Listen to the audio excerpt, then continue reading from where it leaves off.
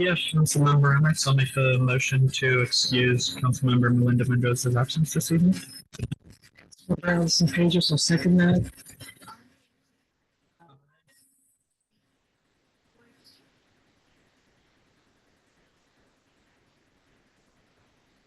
Oh, sorry.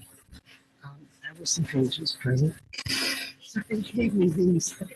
Why look these ways? Present. Russell?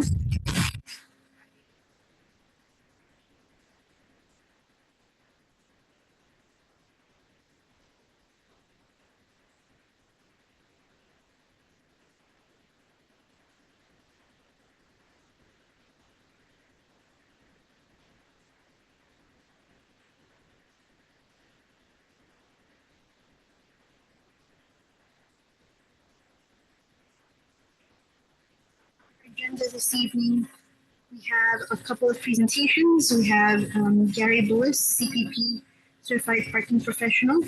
We have Mr. Lipke of Common Resilience.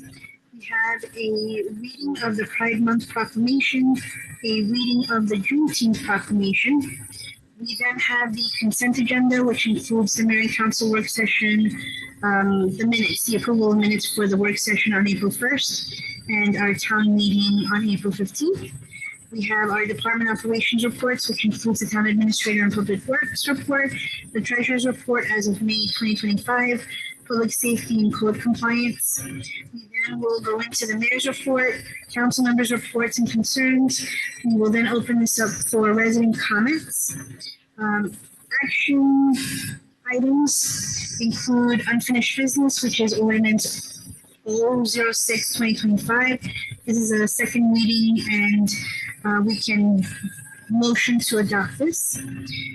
We then have under new business approval of letter to support the Port Towns facade improvement program, approval of letter of support for Cottage Cheese application to the Maryland DHCD Circuit Rider Program, and approval of the police department's request to amend the previous council approval for the purchase of a new police vehicle, and then we'll adjourn. I'd like to request a motion to approve our agenda this evening. Councilmember Emmett, I'll make a motion to approve the agenda as stated.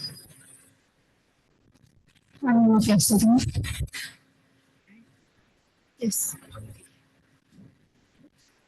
Council, one correction to the two corrections to the agenda. B, business, they are not known to support their actual resolutions.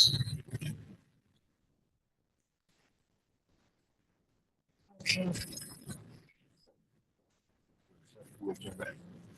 Yeah, so I'd like to amend the motion to request that the amended agenda be accepted for this evening.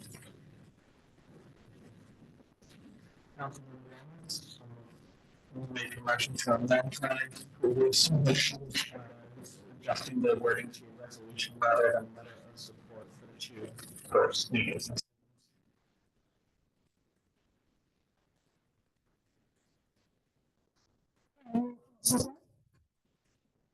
Favor say aye. I see actually that Councilmember Amanda Mendoza is online, so thank you, Councilmember Mendoza. We've actually so excuse you if you need to bounce off, but we're glad to have you on here, so just as an FYI. So let's go ahead and jump into.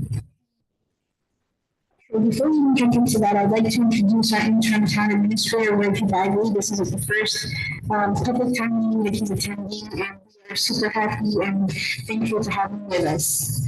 So welcome, Mr. Bagley, to, you're not a stranger to the town of Colmar Manor, but it's nice to have you here. Nice to meet you. Thank you very much. Okay, so I'll go ahead and call Mr. Bruce. So we can go ahead and commence on the parking space availability survey. Yes. Madam Mayor, members of the council, Representative Town Administrator, so invite Gary Bullis to the introduce Gary Bullis at the podium. You have his resume and bio in the packet. He's a certified parking professional and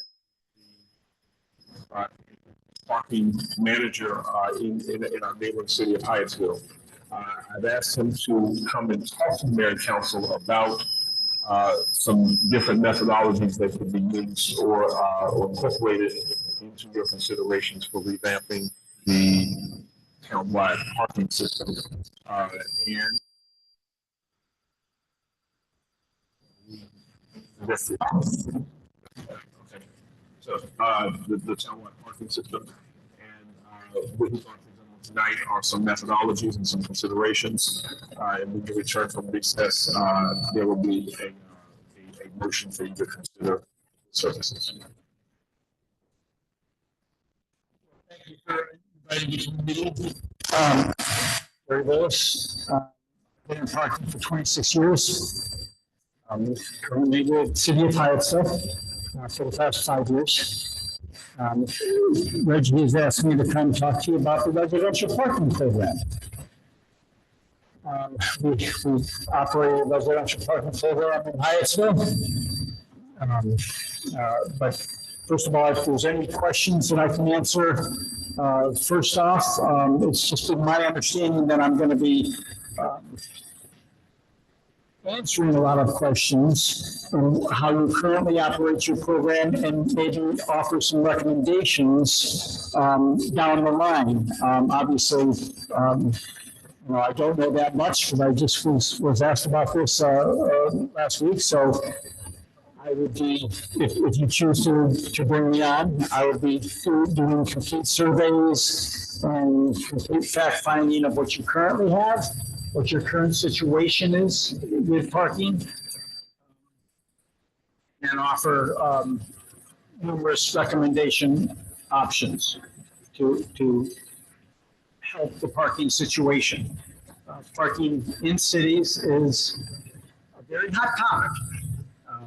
I know it is in Hyattsville, and just driving around the community of Colmar Manor, it's streets are pretty crowded.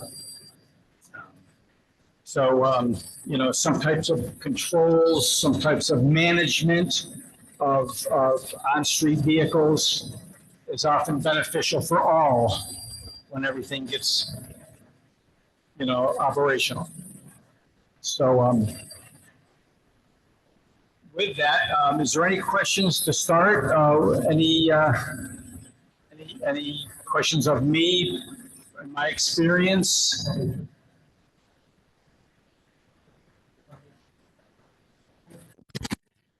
Speak to the background. Colmar Manor presently has a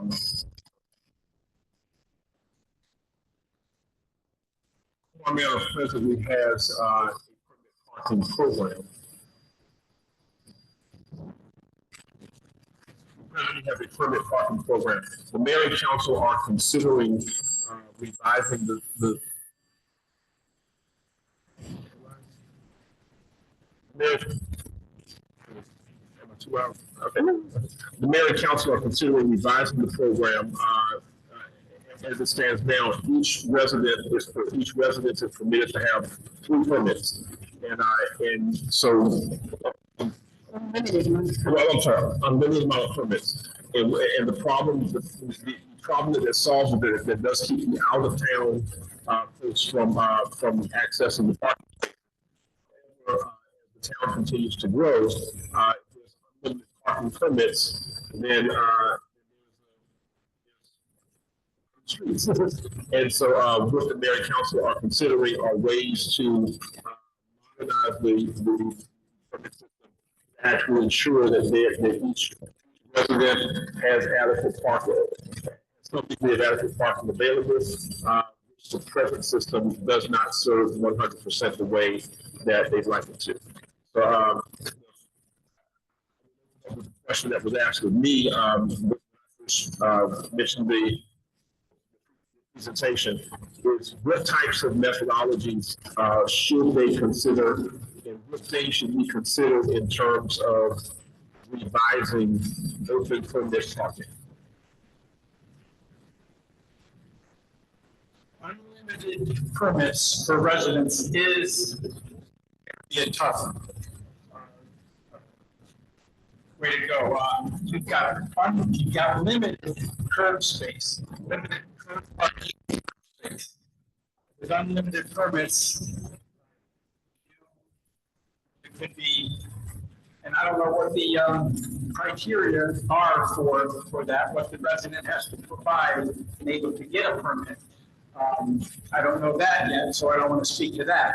But, you know, as long as there's, you know, certain parameters that are in place for a resident to show that they're actually at that house,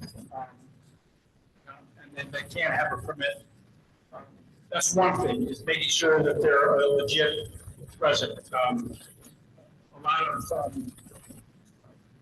apartments, a lot of rentals, you have a lot of different folks coming and going that may not be residents, but they're living there temporarily.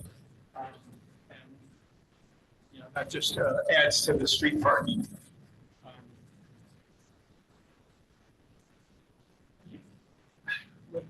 Again, with unlimited permits, I'm not sure who manages it, so I don't know what the counts are, but the criteria that you would go into a residential parking program is actually pretty simple. It's how much parkable curb space you have on the street divided by your number of houses, taking into consideration if that house has a driveway and how many cars can park in it. So you've got a very limited supply of on-street parking. Having allocations is sometimes a better way to go with residential parking. For instance, if one house has a driveway that can hold 4 cars, which I've seen some pretty good sized driveways, and the next house next to them doesn't have a driveway, should they both be allocated the same amount of street parking space? Probably not. Right? That house that has the 4-space driveway, you know, may get less street space to accommodate some of the other houses that don't have that much.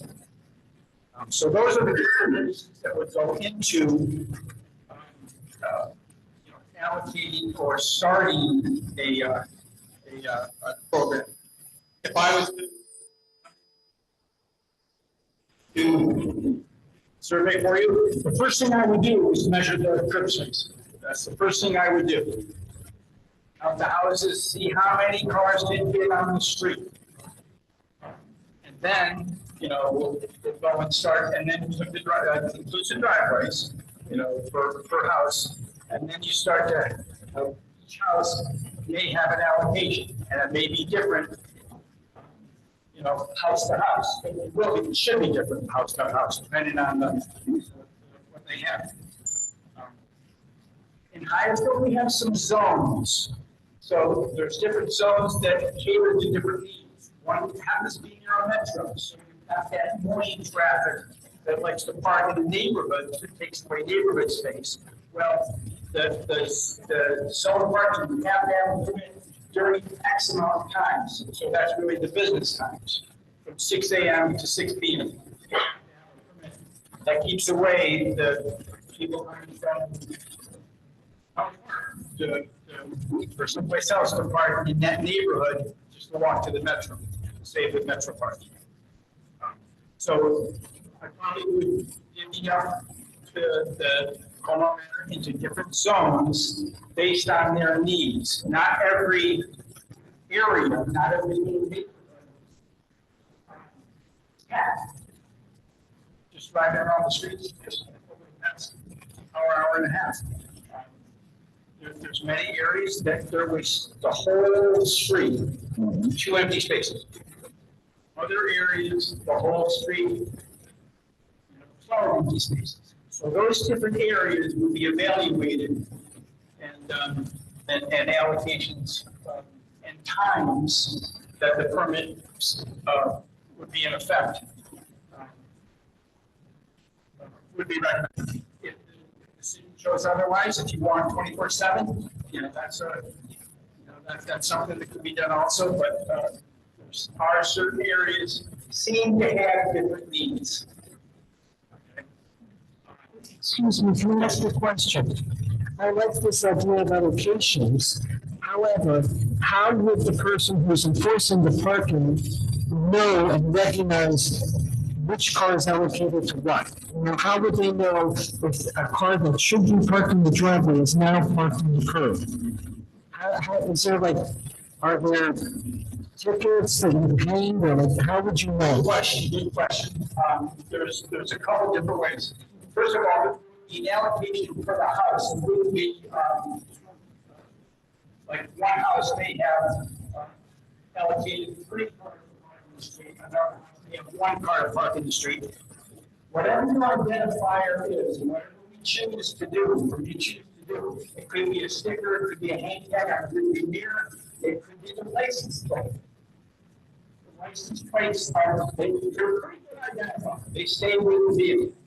Sometimes a hang tag can be swapped out and photocopied and used. Stickers, the same thing. So the license plate is a good identifier. Hyatt still happens to have a, I guess you call it parking enforcement, parking management system that links up with the cameras. So motor vehicle drives through the cameras with the license plate, which is the identifier, and then that links up with the permit system, and it's either a yay or nay. If it's a nay, it goes off from the machine in the car, and they pull over and they can cite the vehicle. So that would be the enforcement. And how we choose to do it, because obviously the cameras and the system are whole programs. And if you start with any program, it may be best to go the sticker or any tag or less monetary cost identifiers. But then somebody's got to have to enforce it. Right. So somebody's going to be driving around making sure that that vehicle is identified and should be there. Does that answer your question? Thank you. So for us, at least in my world, what I'm thinking about when it comes to parking, because I get complaints about parking every day, every single day. So I think we'd like to, and forgive me if I'm speaking to all of us, but I think maybe we're on the same page with this is, we want to know how many parking spaces are available in town. We want to know how we can allocate permits per household. That's a big deal for us. And then we have been discussing people who have driveways, people who don't have driveways. The other thing that I would be very interested in knowing is what the best practices are for a community when it comes to handicap spaces and accessibility for people. So having some type of a plan that can address handicap issues for people that require that. And then hopefully, I don't know if we'll be able to do it this year, but one of the things, we need more parking. One of the things I'm interested in is getting metered parking for our town hall and for the streets that are close to the Old Tree Orthodox Church, because they have a huge parking lot. But people come from Virginia, DC, Maryland, and they are overflowing into our community streets. And so if you want to park there, which you really shouldn't, but I want to country for it. Also, when we have events here at this town hall, when we have a lot of people coming into the town, if you have a lot of guests, I want to charge them for parking. So I want to find ways of creating revenue for the town, but then also obviously creating policy for residents that can alleviate some of these parking issues. And that's what I'm interested in. No, the residents would pay for it. No. My question is, how long would something this study take? How long would it take to actually do? I did a rough the first couple of days, I'm walking the streets and I'm measuring these different. That's what I would. Measuring the car over the space. I got 3 different sections of days, probably 8 or 9 days of doing this surveys. Get a feel for all the areas that I'm thinking that from some type of permit system for which section may have more needs than others. And so the community will survey and how it's broken down.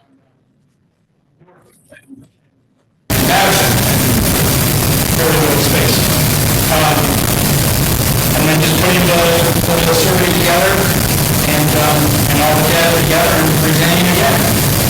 In almost every step, I'm meeting with some city representative to let somebody know what I'm gathering, what I'm seeing, what I'm feeling, to make sure I was steering in the right direction for you.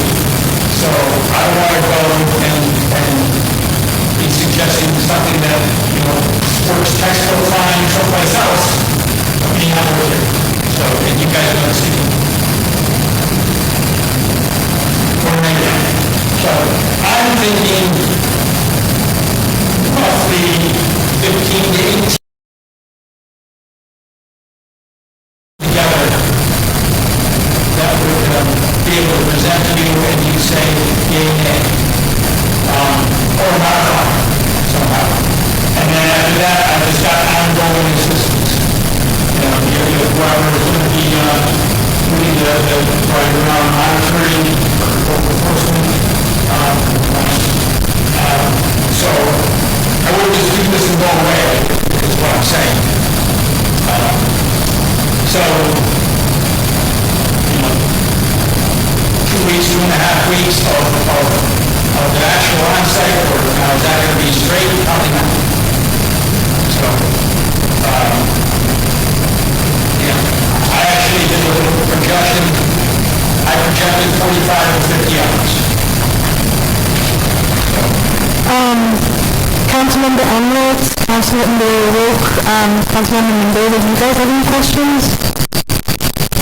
Yeah, I have just a couple questions. So one thing you mentioned as well was doing sort of an analysis of houses that have driveways. And I was just curious to understand a little bit more about what that process looks like, particularly in terms of assessing the actual size of the driveway, how many vehicles it can maintain when that's on private property. It's an eyeball. Because if you're right, private property, I can't go on there. So I was just standing on the sidewalk, and the road looks like 52, looks like 43, it's only one.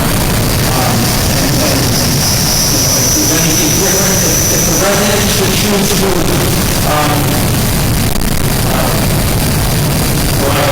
contest that, when it comes to that, maybe they can lobby that, well, half that driveway is used for something else. When I'm looking, I'm seeing that I'm parking. So that's what I would consider a driveway. The curb coverage in the middle of the street is a driveway. Or the resident uses it 100% by that, that's the problem. Sure, thank you for that. Then just a follow-up question on that. When you then provide the results to us, would we receive sort of more general information about how many houses with driveways there are, or would we receive an itemized catalog of the specific addresses? Every address will be listed. Every address on every street will be listed. I've already got it mapped out with detention zones. I've tried a couple different things. I've divvied it up in areas, printed out. So I'm thinking, and then we'll see what the best course is once I get some car counts from the street, and then get a better feel for the different areas and how packed they are when I do the surveys. So I will do the surveys. How many? Typically, you survey how many cars are parked on the street. I think in this case, it's going to be how many potential empty spaces there are. Because there are going to be less empty spaces than there are car counts. So that's the nuts and bolts. how much room do you have, how many cars or vehicles are currently there, and then what each resident should have.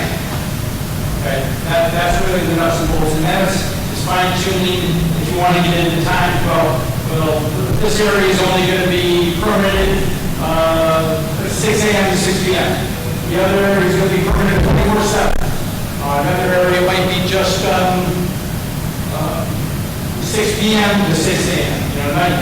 It depends on what the surveys tell and what and feedback from you all. You know your neighborhoods better than I right now. But I'll take all that information and we'll sort of develop best usage for all. Great, thanks. And then just the last question I have is, how would we receive an estimate for the potential cost of this? Like I say, I'm thinking X amount of hours that I put into it. I'm not really a professional that I've done other jobs like this, but it's a very reasonable rate. So I can put that together for you. Thank you so much. Ben, do you have any questions? Yeah. So I have one question. So how can we do, because I know we're talking about parking and all this, right? But there's some, like you were saying, there's houses who don't want to park inside the driveway. How can we, I know you mentioned that, but in this city, here in Colmar Manor, people really like to park outside. Sure. They don't want to use their driveway for nothing. I don't understand why. And they're using more for the driveway is being used by people who own more for the parking outside are used by people who own driveway. How do we? No, how can we implement? How can we tell them, hey, please do not, Well, because they're gonna keep doing it. Sure. If you're going to go with a full program, you've got to have, you've got to communicate the program, whether that's early buy-in or it's the reinforcing of the idea, but you're doing it for the betterment of the community. Well, I hear what you're saying, that if I have my driveway and I like to keep baskets there, I don't know how to put my car. Or I'm going to use it for something else. But the fact is, if that area has limited on-street parking, has room for 10 cars, and there's 20 houses, it's a numbers game. So I'm just going to do a quick time check. It's 7:34. Councilmember Mendoza, do you have any questions?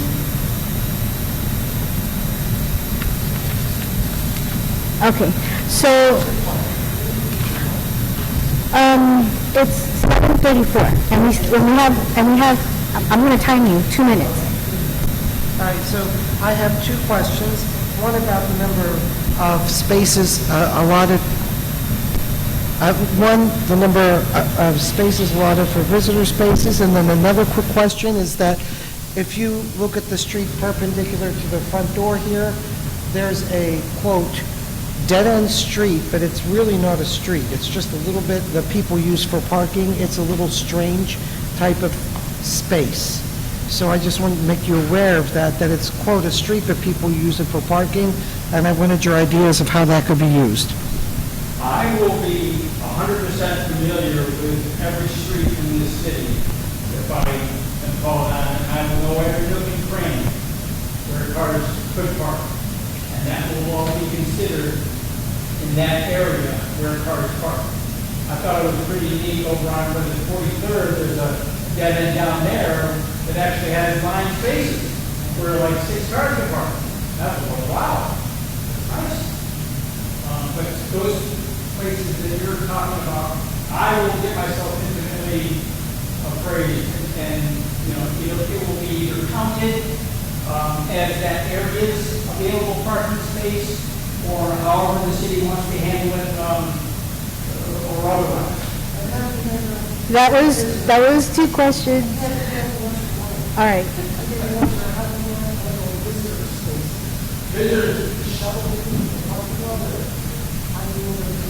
I've had some very good success using guest passes in Hyattsville. We issue booklets of guest passes, limited amount, but they're guest passes that the residents can use for their guests, for their contractors, for their,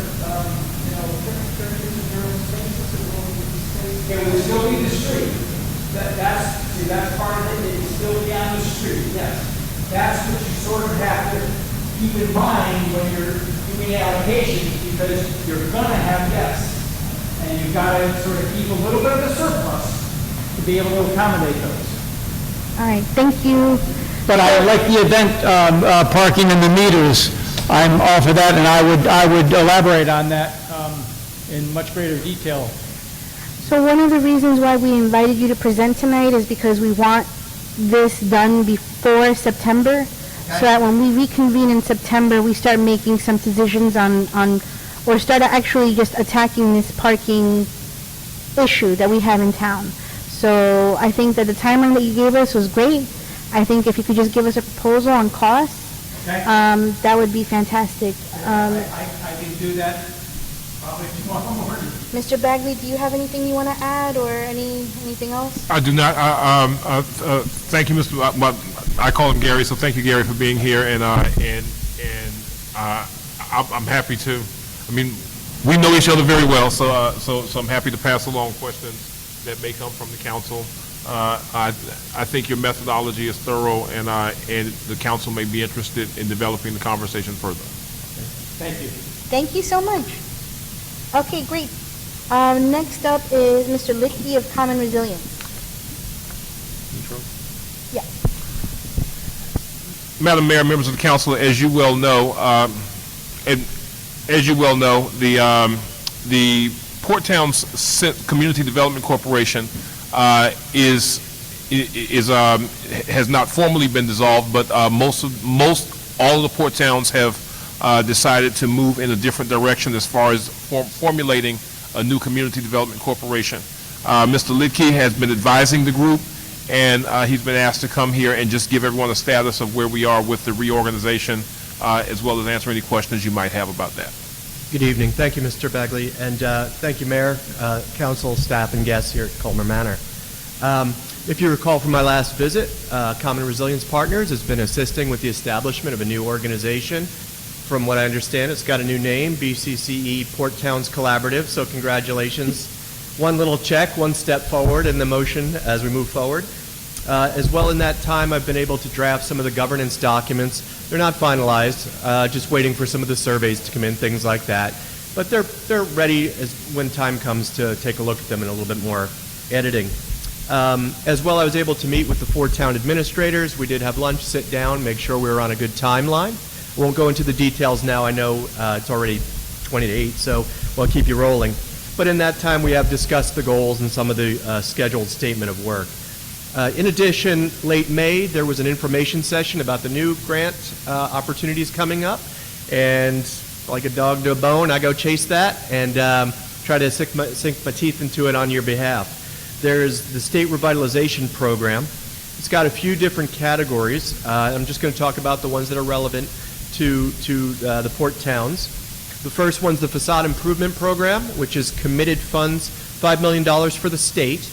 And I think all the town administrators agreed it was a good opportunity to take a look and see if we can put in an application competitively. Again, I don't want to talk about the whole strategy of it, but the idea would be that it would be equitable amongst the 4 towns on who would benefit, how many businesses, so on and so forth, as I write the application. I've done a number of storefront improvements in the past, mostly in DC, and the whole surrounding DMV area, so we do have qualified folks who are ready to help with the application. The second one is the NED program, and Edmonston offered to be the lead on that one. Excuse me, the storefront program, town of Bladensburg offered to be the lead. It's equitable any way you cut it, though. Someone's got to be the lead on these. The second one was for branding and wayfinding, which I've found is in everybody's Sustainable Communities Action Plan, and keep unifying the idea of branding and helping make sure that people know that they're in the port towns. And then obviously when they're in Colmar Manor, they know they're in Colmar Manor. When they're in Cottage City, they know they're in Cottage City. So the idea would be to bit more of a unified message when people are visiting the area. As part of the application, I've encouraged each town to provide a letter of commitment or letter of resolution, depending on whether they're a lead or supporting that application. And the others have received it. You just happen to be the latest town meeting in each month. So that's about it for me. There is no financial commitment from any of the towns on these applications. And really, just the main request, I believe, is in your new business is to seek that resolution. Let me know if you have any questions. It's pretty straightforward. I've written these applications before. That doesn't mean it's a slam dunk. We're competing with every other town out there.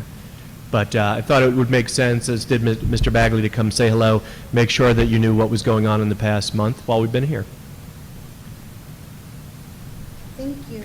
Great. Okay, yeah, the, Could you just provide the list of the new grant opportunities, like to us, like a piece of paper? Yeah, I mean, the quickest way, I don't have anything in front of me, the quickest ones, Baltimore obviously gets a large chunk of the pie for typically vacant buildings, things like that. Facade improvement has its own category.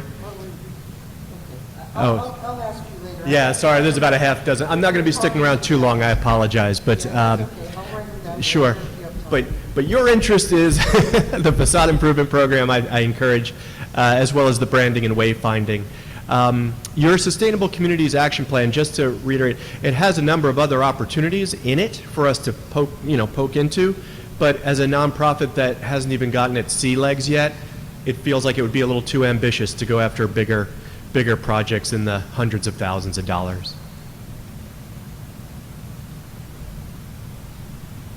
Oh, and College Park does not park in your town as a resident. Come on now, don't. I know he left now, but I'm just going to cover my own people, you know. I live in College Park, so we would never do such a thing. So. are there any other questions from the council? No? My only questions and things that I want to just point out is, I want to make sure, obviously, I know you're going to do this, but to help us advance the proposals put forth in the Port Town Sector Plan. So that's one thing that I'm very interested in. And the other thing is, I'm interested to see what we're all going to collectively do with, what are we celebrating? Is it the 250th anniversary of the U.S.? What, or is it? It's coming up, isn't it? Like. You only got me thinking about President Trump when you say the 250th anniversary. I think that's why that number is stuck in my head. Yeah. Next year. It's next year. Yeah, 250. It's 250 next year. Yes. So I'd just be interested to see if there are any funding opportunities for that, but just if there's anything that we all could collectively do towards that, considering that we have such a rich history in all of the port towns. Oh, okay. Yeah, I mean, that would probably fall into a different category, but I can keep an eye out for sure, sort of celebrating the identity and the role that the port towns have had from the 18th century forward. Yeah. All right. Awesome. Great. I apologize. I'm probably going to leave you right after this, if that's okay.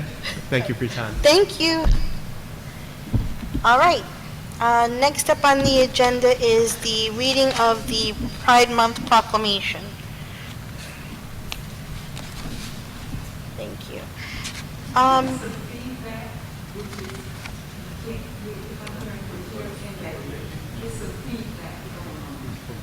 Thank you, Ms. Williams. Before I read the proclamation, I just want to take a moment personally to affirm something that is at the heart of our community values, which is we believe in respecting and loving people, period. Recognizing Pride Month is not about politics or personal beliefs. It's about human dignity.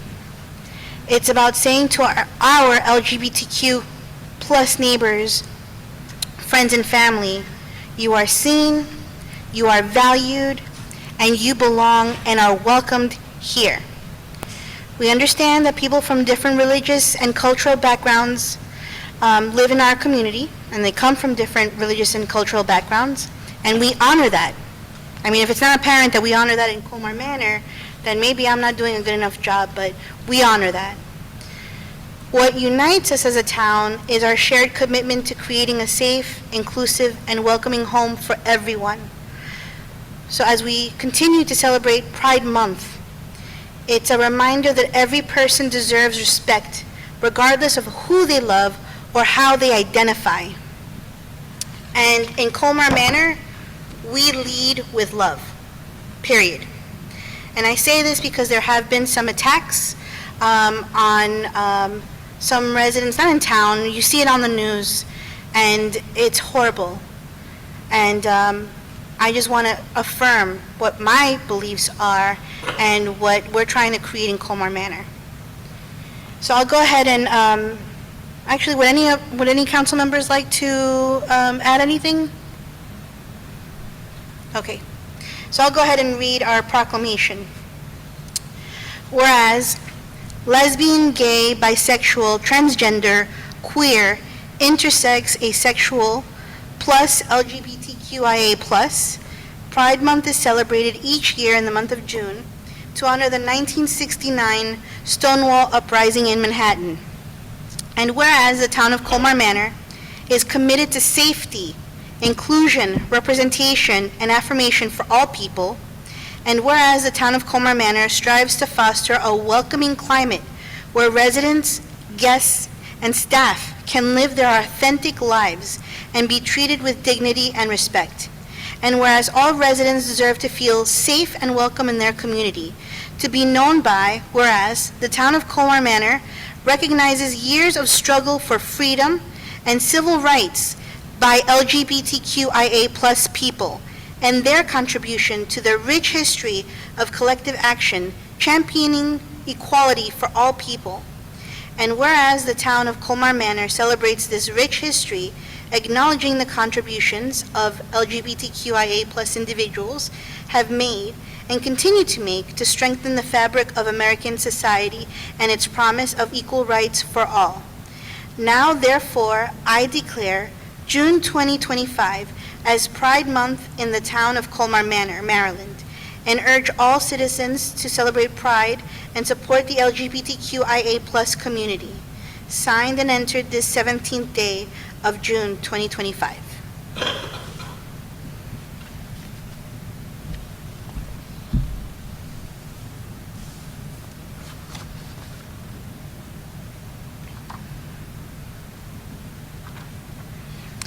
Next, I will read our proclamation for Juneteenth. Juneteenth for me personally is very special. This is also a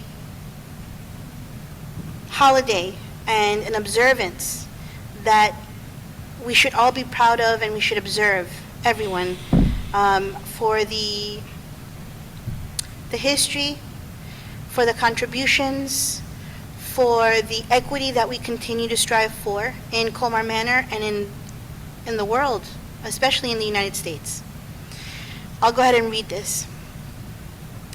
Whereas Juneteenth, observed annually on June 19, commemorates the date in 1865 when the final enslaved African Americans in Galveston, Texas were informed of their freedom, more than 2 years after the Emancipation Proclamation was signed by President Abraham Lincoln. And whereas Juneteenth stands as a powerful reminder of the injustices of slavery and the ongoing pursuit of justice, equality, and freedom for all African Americans, and whereas Juneteenth is a day of profound significance, celebration, reflection, and education, honoring African American history, culture, and contributions to our nation and community. And whereas the town of Colmar Manor recognizes the strength, resilience, and achievements of African Americans and is committed to fostering an inclusive and equitable community for all residents. And whereas by celebrating Juneteenth, we reaffirm our shared values of liberty, justice, and the dignity of every human being, and acknowledge the importance of confronting our past to build a more just and unified future. Now therefore, I, Mayor Monica Casañas, Mayor of the Town of Colmar Manor, on behalf of the Town Council and the residents we proudly serve, do hereby proclaim June 19, 2025 as Juneteenth Independence Day in the Town of Colmar Manor, and encourage all residents to join in reflection, education, and celebration, and to support efforts to advance racial equity, understanding, and unity throughout our community. In witness whereof I have hereunto set my hand and caused the seal of the Town of Colmar Manor to be affixed this 19th day of June 2025, signed and entered this 17th day of June 2025. And again, I think I've said it before, but I stand on the shoulders of giants.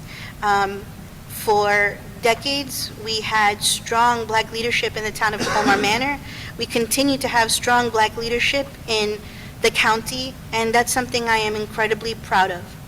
And I wouldn't be here if it wasn't for all of the ancestors, so thank you.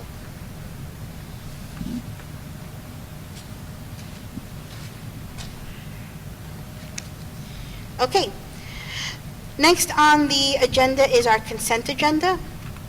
It's the approval of the minutes for the Mayor and Council work session of April 1st, 2025, the town meeting of April 15th, 2025. We then have the department operations reports, which include the town administrator and public works reports, the treasurer's report as of May 2025, and public safety code compliance. So I'll give you all a minute to take a look and see if there's anything that you'd like to pull out of the consent agenda to discuss, and then I'll request a motion to approve the consent agenda.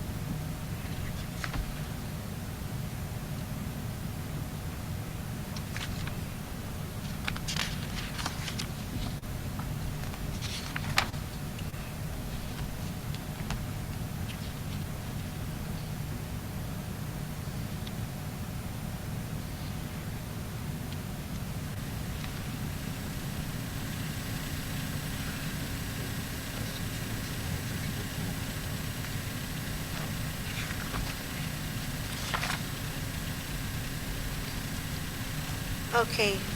Are there any items that you'd like to discuss and pull out of the consent agenda?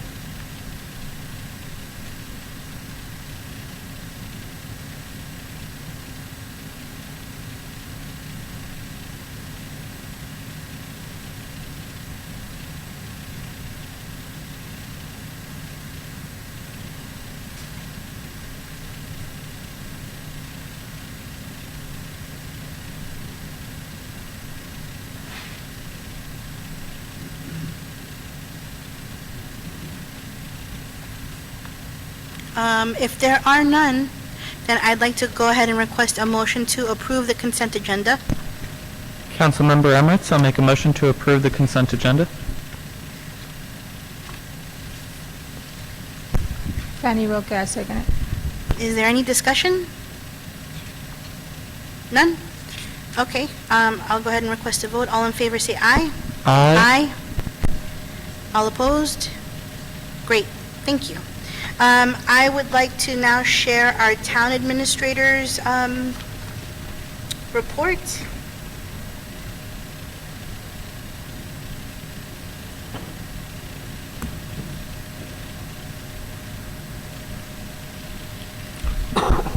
Once again, Madam Mayor, members of the council, thank you very much for the opportunity to present.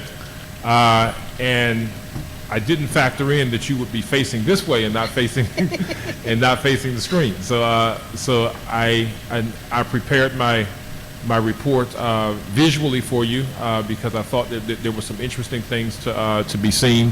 The same slide, the opening slide is mirrors the one that I shared with you in the work session. However, we've advanced that quite a bit. So, a few things I'd like to discuss with you tonight. Reginald Bagley, Interim Town Administrator, for those I've not had the opportunity to meet. We're going to go through talking about some things that are happening in the month of June. Each month or periodically, I would like to feature one of our departments just for highlighting and recognition. We're going to talk a little bit about the interns that we've had, and then I'm going to close out giving you some updates on some various grants and projects that have been taking place since we were last together. Next slide, please. Okay, our featured department this month is our Public Works Department. And I'd like to open up by talking about these gentlemen. You see them a lot around town. They do a lot for us. Today we recognize the amazing men of our Department of Public Works.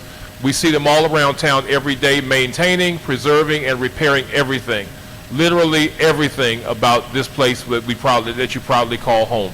They are not recognized nearly enough for all that they do. I work with the staff under the mantra of teams, which means together everyone achieves more success. And so I'm proud to honor these gentlemen and to have them recognized before the community. And they are Al Neiman, who is our Public Works Supervisor, and he is assisted by Aiden Langberg and Eduardo Martinez. And so in there, they are not here tonight, but I think we owe them a round of applause just for doing what they do. So thank you, gentlemen, and a round of applause to our Department of Public Works. Next slide.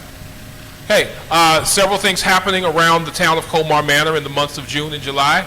Juneteenth event will take place tomorrow, June 18th, right here we're planning to do it outside, but I think Mother Nature is going to shower us with blessings tomorrow. So we've moved the event to inside, but it'll be right here in this room. So come on out and participate in the Juneteenth event. Lots of activities, things that will be happening.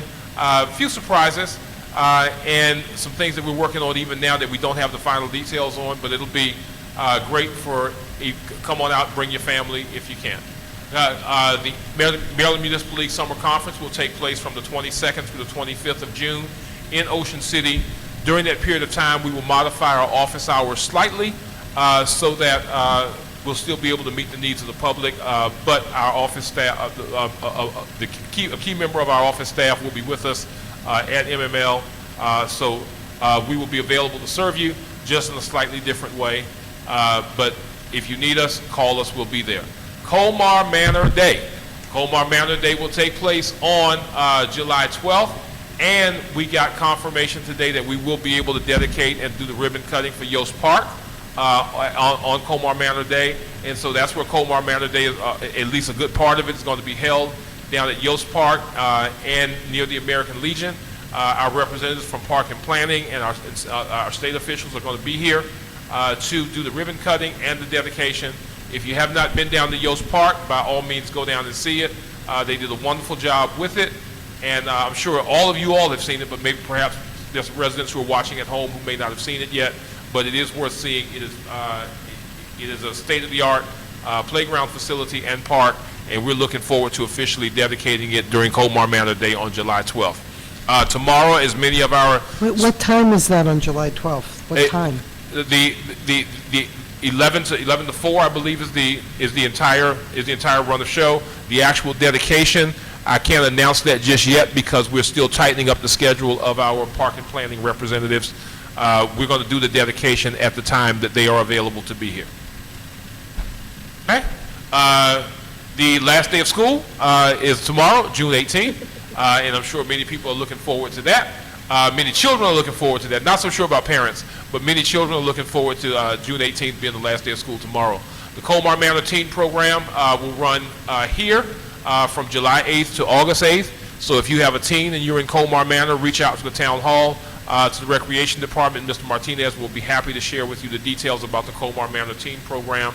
And lastly, but certainly not least, the Maryland National Capital Park and Planning Commission Summer Break Camp will start here on June 23rd, and we're looking forward to having to being able to host our students and our summer vacationing students once again. Next slide, please. Okay, we had a bittersweet moment. From Don Bosco, we had 2 interns. I only had the pleasure to meet them a couple of times, but they've been around here a long time, most of the school year. Many folks got to know them, but their last day with us was recently. They're Aylin and Juan, and Colmar Manor was very fortunate this school year to have 2 awesome interns. They were extremely helpful around the office, and it was a pleasure to having them this year. We wish them the best for their summer, and we hope to have them back in the fall. We were able to wish them a fond farewell and have some refreshments with them before they left from us, and we hope to get them back soon. Okay, I'm not going to read the details of the next slide because I went over it with you, but I wanted the public to be able to see it at home. Those are our current open grants. As you can see, or as you have already seen, many of them are in different stages of having been received and spent. So there's lots there, and I'm happy to answer any questions. If you'd like to email me, if you're a member of the public and you have a question about open grants or something that's going on, my email address is rbagley@colmarmanor.org. Please feel free to send me an email, and I'll be happy to respond to you individually. I've already briefed the council on the status of the grants, therefore I will not go into it tonight. But if you want to take a snapshot of the slide and you have a question about it, feel free to email me directly. Next slide, please. Last but certainly not least, there are several ongoing projects. I will highlight some of those so that you'll know what's going on around town. Coming soon, a pollinator garden will be at the town hall, funded by a Maryland DNR grant. We had a meeting with the Department of Natural Resources today to go over some of the particulars. So look for that, the pollinator garden to be out front in front of the town hall in late summer, early fall is when it will be planted. And we're looking forward to showing off some new shrubbery, new plantings, as well as new seating in front of the town hall. All of that will be covered by the grant, and we're looking forward to showing that off. Dueling Grounds will receive a much-needed clearing this month. The Dueling Grounds on 37th Street, we have finalized the deal with the person who's going to be doing that, and Dan will be happy to know this. They actually lowered their price to accommodate the size of the grant, and so they lowered their price to actually less than the grant, so we have a little bit of cushion there, and we're looking forward to them starting within the next 2 weeks to be able to totally clear out that area up there. Plans are complete for a ground mural at Dueling Grounds, and we're anxiously awaiting the artist. We met with the agency that we're working with to do that. We have a call out for artists, so if you know someone who's a young budding artist who would like a stipend to participate in the ground mural up at the Dueling Grounds, feel free to share the word. We're looking forward to having them. Again, another coming soon. The new Colmar Manor. Colmar Manor is participating with the neighboring port towns to create a new community development corporation. You just heard about that. Also, coming soon will be town signs, wayfinding signage, and street signs throughout the town. I mentioned the Yost Park ribbon cutting and dedication ceremony. The Ethics Committee will have its formal meeting on June 30th, and we'll have another meeting in July. Another set of good news: Colmar Manor has once again qualified as an MML Banner City, and we will receive our award at the summer conference. Last but certainly not least, the Mayor and Council are moving forward with a town-wide parking permit change considerations, which you've already heard a presentation on. So those are the items that I have to share with you tonight. I will put all of these in a detailed report and send it to you via email, but I'm happy to answer any questions that you might have at the moment. Will you be able to share your slides with us? Yes, yes, ma'am. I'll be happy to do that. Thank you. Okay, thank you very much. Thank you, Mr. Bagley. That was great. All right, next up on our agenda is the mayor's report and the council reports. So bear with me for one moment as I share my screen. I think it's the treasurer's report next, no? No. They're all under the consent agenda. In the consent agenda. That's in the consent agenda. Yeah, the town administrator's report was on the agenda.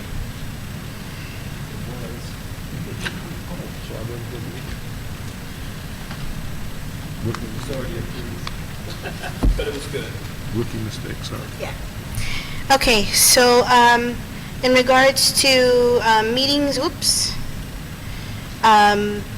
we have a new council member for our district, and I've already spoken with her. Her name is Shayla Stafford Adams. She was sworn in today.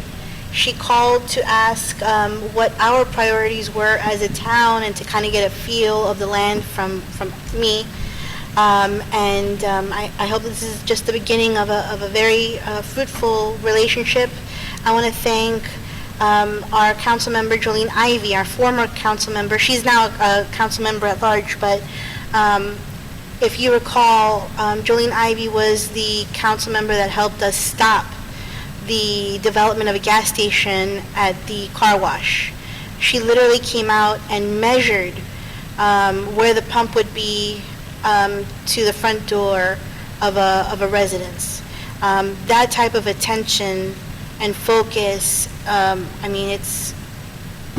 it was critical and it was so valuable, and I respect her and all the time that she's given us and will continue to give us. And now we welcome Council Member Shayla, and I hope that you all will get a moment to meet her. You'll be meeting her soon. She'll be around more often.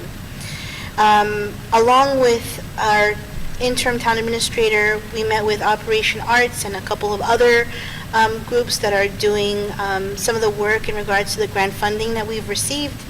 I'm super excited about the mural project and the lighting project by the dueling grounds. I'm even more excited for the paving that's going to be taking place in our community. And as is mentioned in the agenda, this is a 5-year project, and we're going to have paved roads, which are needed in Colmar Manor. In regards to administrative updates, I want to thank Chief Stone. Chief Stone has been coordinating, on top of all the things that he does, he's been coordinating these community bike rides that are a lot of fun. And if you have not ridden a bicycle in a long time, or you're not sure if you can do it, there are electric bicycles. I own one, and they are very easy to use. And if you ever want to practice, just let me know or let anyone here know. But I just want to thank Chief Stone for these community bike rides that have been really wonderful. I want to thank our interim town administrator, Mr. Bagley. He has kept the ship afloat, and I'm super grateful to him and his professionalism. I want to thank our town clerk and treasurer, Mr. Baden, who obviously is always there, available whenever I call, to answer even the most mundane questions. So I just want to thank you for everything that you do and continue to do, and the support that you've given me. In our office, I want to thank Ilhan, who has tremendously stepped up and is also helping and assisting Reggie in keeping the ship afloat, along with Melissa. And I know that Mr. Bagley has already mentioned our public works staff, Al, Eduardo, Aiden. One of the things that people might not realize is Al will come out on the weekends and he will empty out overflowing trash cans that are on the street on his day off. He is always attentive when it comes to like any type of rain event or storm. He's just been amazing. So I want to thank Al and Aiden and the Public Works team. They're really a great team. In regards to initiatives and projects, again, I mentioned the mural at Dueling Grounds, the invasive removal, the street paving, and Mr. Bagley mentioned the Ethics Commission, which I'm super excited that that's about to jump off and take place. Just in regards to where we are with the town administrator process, Mr. Bagley has been with us now for about a month, and he has been he jumped right in, but he's also working with our front office staff. He's making suggestions, trying to improve efficiency, and we're constantly in communication. In month 2 is when we will finalize our job posting and start recruiting for a full-time permanent town administrator.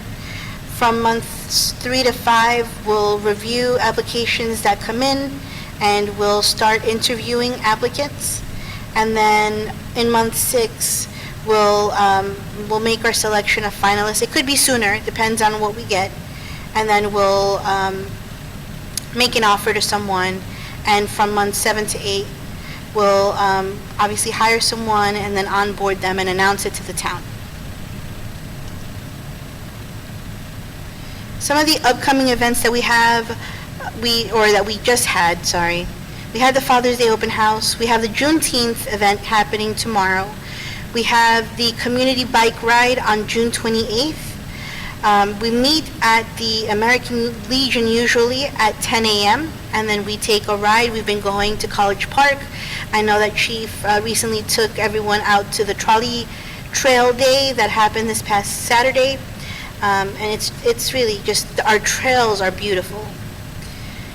In July, we have the Bladensburg fireworks, which I believe is on July 2nd. It's not on July 4th. It's on July 2nd, which I believe is a Wednesday. So as usual, I'll be on the trail. I don't really like to go into the waterfront park because there are so many people and it's really, really loud. So we usually congregate up there and we set up our chairs and some blankets and we watch the fireworks from the Colmar Manor side. And then on July 12th, we have Colmar Manor Day, and I'm super excited about Colmar Manor Day, and we might get some rides, but I don't know yet. But we might get a ride, meaning like maybe like bumper cars or something like that. We'll see. Here are some pictures of some of the events that have recently taken place. We celebrated our veterans in the area at the Peace Cross, and that was a very nice event. The pictures are not there. Oh, it's not up there? Oh, so none of this has been up there. France. That's weird.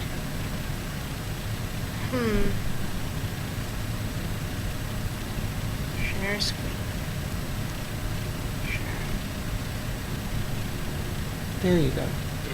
Oh, thank you. Thank you. Okay, so yes. So this was the Memorial Day celebration. And if you didn't read it in the newsletter, there was an unveiling of a Pearl Harbor monument that was coordinated by a young Boy Scout that lives in Bladensburg. He had been working on this for a couple of years, and it finally came to fruition, and it was really, really nice. I was able to go to Riverdale Park to the swearing in of Riverdale Park's first Black Mayor, Ifyik Inyang, and I'm always still in shock when there are firsts in different communities. What I would also like to say is that the former mayor, Mr. Thompson, is just wonderful, a wonderful human being. Really took Mayor Inyang under his wing, and what I really love to see is the mentorship that a previous mayor gives to an incoming mayor. It's super important and critical, and it's just wonderful to see. And we had our pride flag raising ceremony. We were really honored to have Senator Malcolm Augustine with us and Jolene Ivey. We all came together and just celebrated the pride flag raising, and it's always, all of these events are just super important and special in our community. Thank you to all the council members that came out and supported this. I want to give a huge shout out if you haven't received Colmar Manor honey. We have Colmar Manor honey. So we have beehives in both community gardens, and we were able to take the honey and then strain it and package it. If you have not had it, it's delicious, delicious honey. We will be selling it. The garden club will be selling it. So if you'd like some, please reach out to someone in our garden club. Now, a huge thank you to everyone that came out, to Miss Bethay, to Miss Doretha, to Miss Ann, Amy Galatly, who is our town beekeeper. And these two pictures here, we finished the season for baller tykes in the gym. If you haven't signed your child up, if you're interested in coming and taking a look, it's an awesome program that teaches kids from ages 2 to 8 basketball skills, and they have a lot of fun. They also do soccer. My daughter is in this picture, and she's been growing up learning how to play basketball, and I just think I love it. And this is a picture on the right of Chief and one of our town residents, Shondell, getting ready to go on the Trolley Trail Day bike ride. And that's it on my end. So I'll go ahead and now turn it over to Ward 1 Council Member Melinda Mendoza. Melinda, are you still on?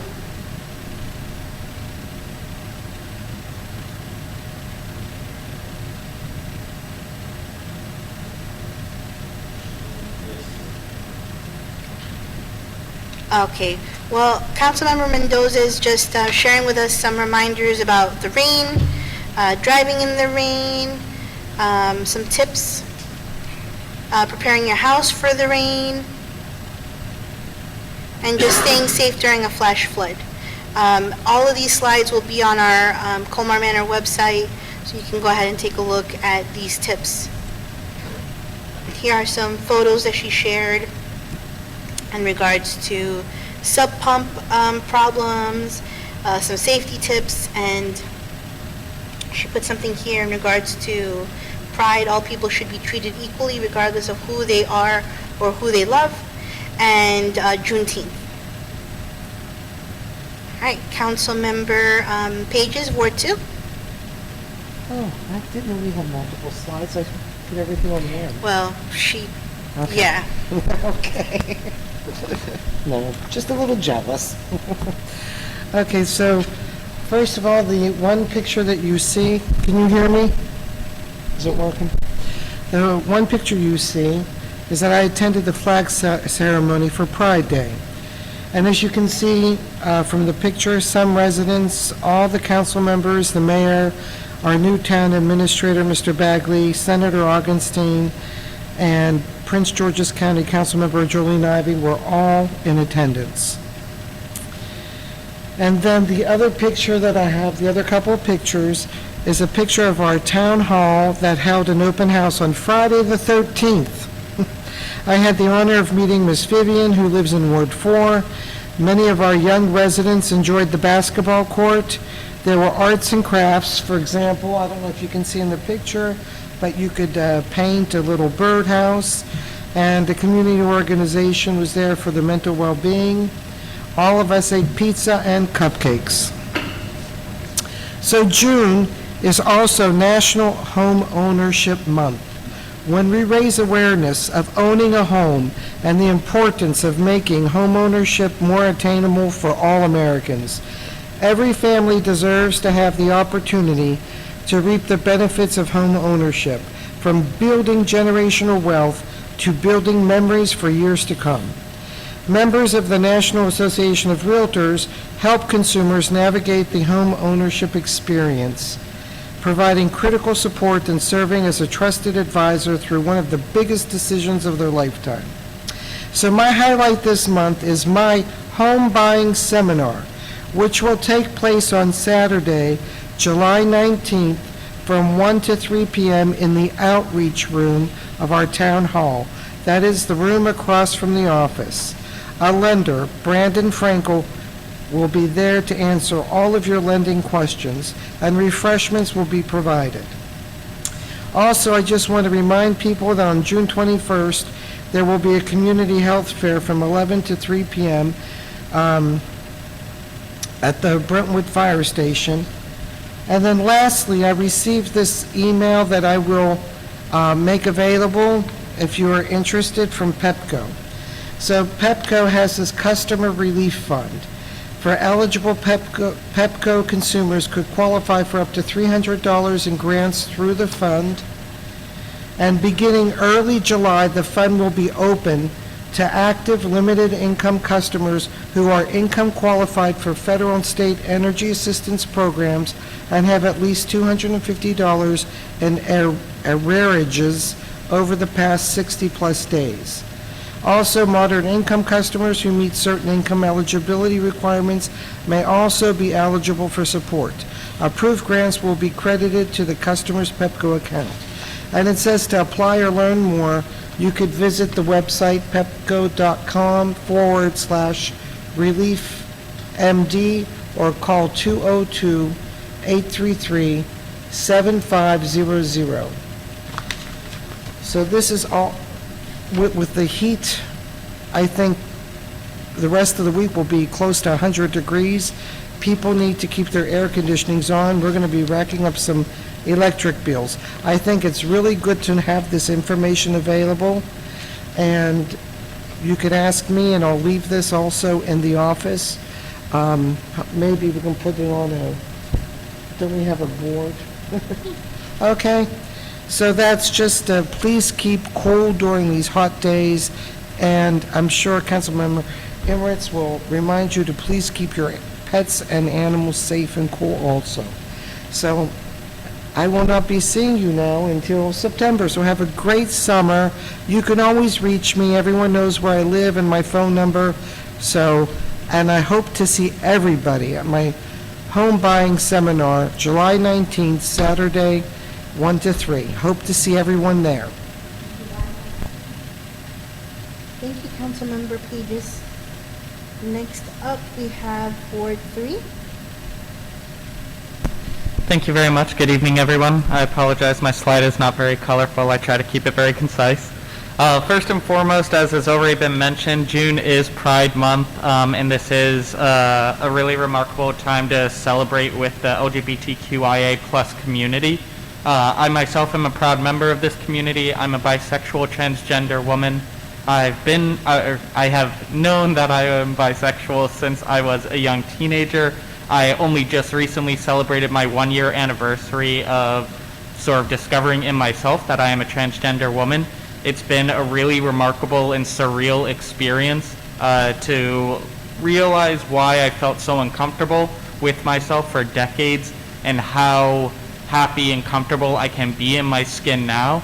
It's unfortunate that it coincides with a time of so much hate and discrimination, but being able to celebrate with a community, being able to revel in the joy and freedom of expression that so many people can have in the face of such adversity is what makes communities strong and what makes people looking out for their communities such a beautiful experience. There's really so much more I could say, but I will suffice it with discrimination is abhorrent in all of its various permutations. It is antithetical to our society to denigrate others based on how they choose to live their lives. Being able to celebrate the queer community, being able to celebrate with so many different groups and recognize their worth as human beings is a pleasure and a privilege.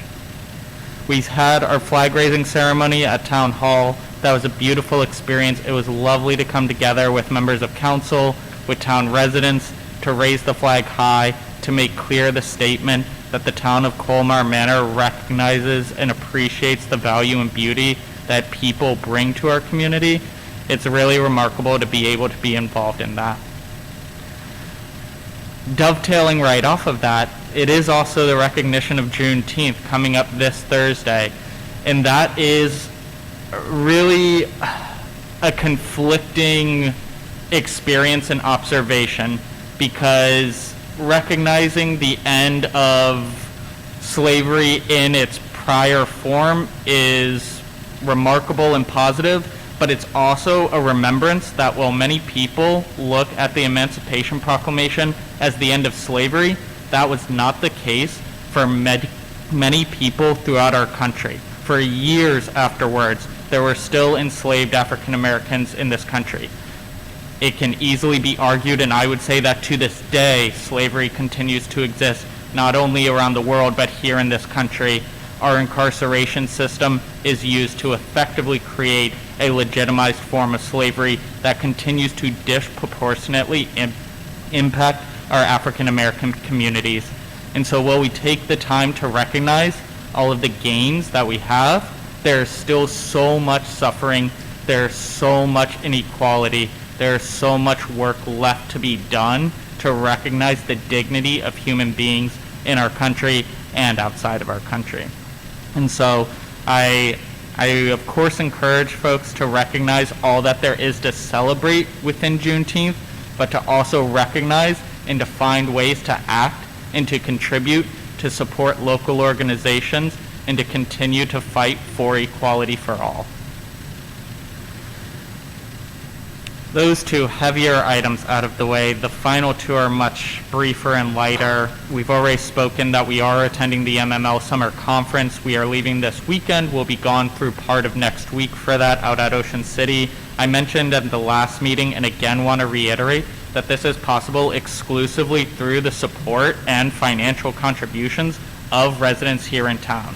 It is through taxpayer dollars that we are able to go meet with other municipal leaders, learn more about how we can effectively govern in this town, and bring back new ideas, new grant opportunities, and new possibilities for the town of Colmar Manor. So thank you very much to all of our residents. And lastly, it will be summer break for council meetings. We won't meet again in July. We won't meet again in August. We'll meet in September. This does not mean in any way, shape, or form that the gears stop turning. There's still so much work being done here in town. There's still ways to reach out to the town hall office staff by phone and email to the members of council. If issues come up, if you have comments, observations, complaints, needs, we continue to be here to serve you. Thank you very much. Thank you, Councilmember Emirates. Next up is Ward 4. I'm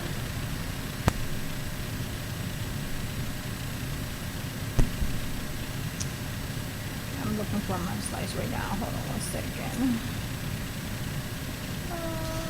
Okay. All right.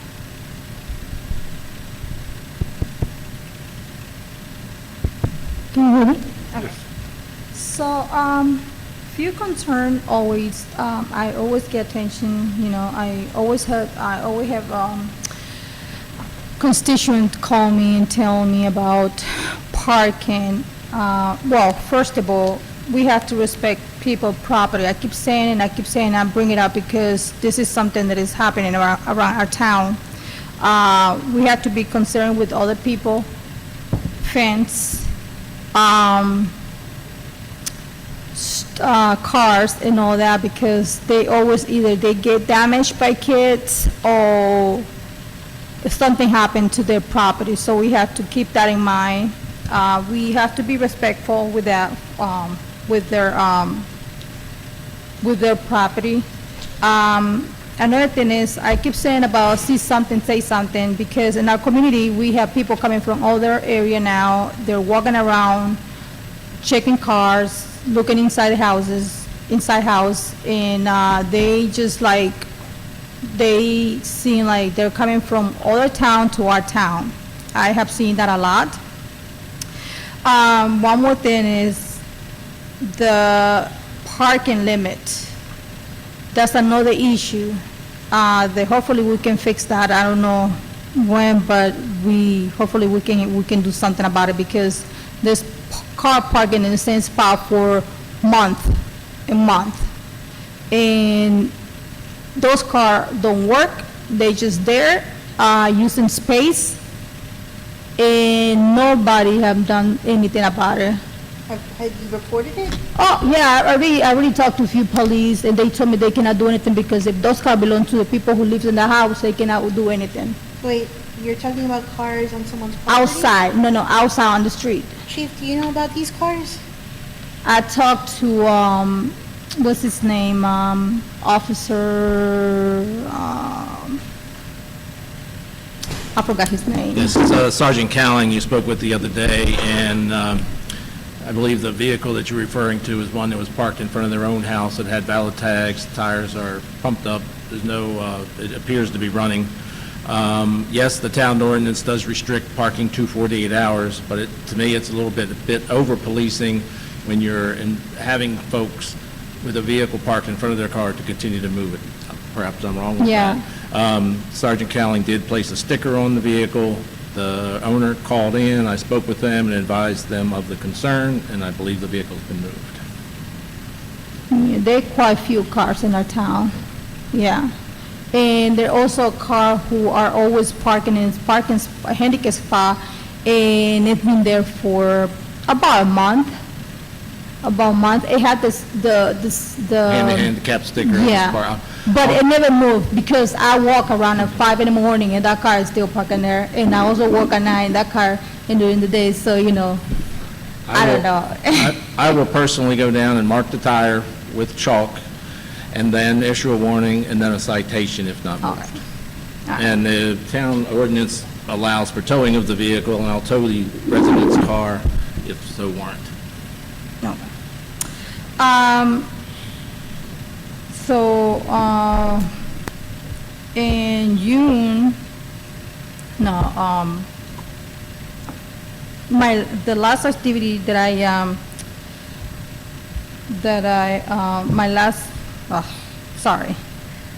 my activity since my last meeting,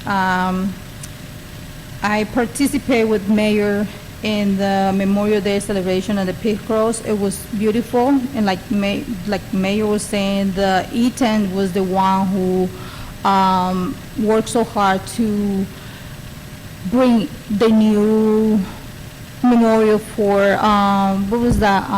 Pearl Harbor. Yeah. So he worked really, really hard, and he did a wonderful job. I also participate with the Garden Club honey extraction. It was really, really nice. Great experience, honey, delicious honey. I recommend everybody to come and see it. We're gonna have another one in July. And I also been part of the parents, our parents in our community. They had a meeting with the principal at Ellen Ochoa.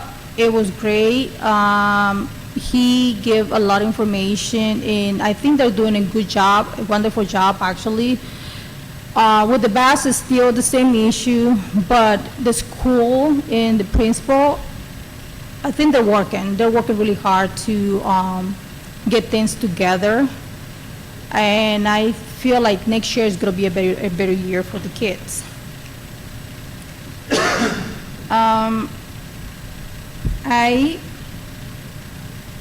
This morning, I didn't put in there, but I want to mention before I forget. Today, I went to the graduation for our kids in our town, from our kids' town to what's the name? The elementary school. Oh gosh, what's the name? I forgot the name. I even went this morning and I forgot the name.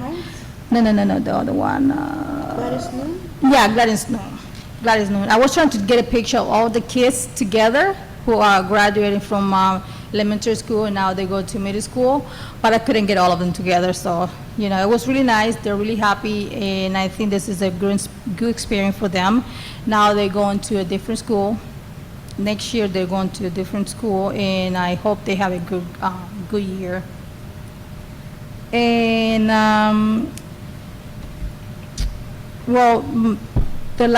the oncoming event, we had Juneteenth, which I thought it was the 19th, but actually tomorrow, so my apologies about that. And the oncoming event also is for with the ride with the police. I'm very excited about that, and I think it's also on June 28th. June 28th, yeah. So I'm really, really looking forward for that. That's it. Thank you, council member.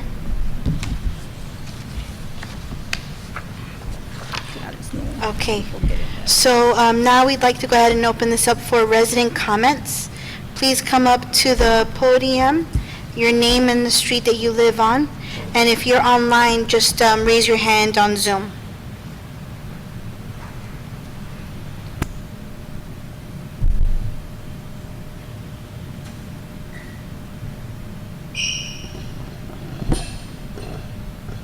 Good evening, James Thomas, 42nd Avenue. It's very ironic, my concern is parking. Chief Stone has done a great job. He's always responded to my concerns. A lot of people in the town don't understand parking. You know, they park, think they can park there forever. Is there anything that the town could do to let these people know you can't park forever in front of my house? You know, it's concerned. The street I live on has only 5 parking spaces. Now, most of us have driveways, but my daughter, she works at night, sometimes she comes home, and she's not able to park on our street. Now, I talked to the young lady, Chief Stone knows. I talked to her, why do you park on my street? She claims she doesn't speak English. She has 2 vehicles. One was parked there. Chief Stone had Sergeant Cowley put a sticker on it. She moved that car and put her other car in the spot. So she's just switching cars. They're there. They don't move. So I don't know what's going on. So thank you. Thank you, Mr. Thomas. As we continue to kind of address these issues and the complaints that we receive from residents, we are going to be tackling parking, and that includes what you just mentioned. So in September, that's what's on the agenda. So that in September, that's when we're going to start talking about parking. Once we get the proposal from Mr. Gary, then we'll either accept it in September or not. But we really, that's what we're going to do for the rest of the year, just talk about parking. But thank you for sharing your comments. I would just like to add, Mr. Thomas, that we haven't forgotten your request for Pepco to change the lights from yellow to white. We still remember that request. Okay, thank you very much. We don't forget about you. Are there any other comments or questions?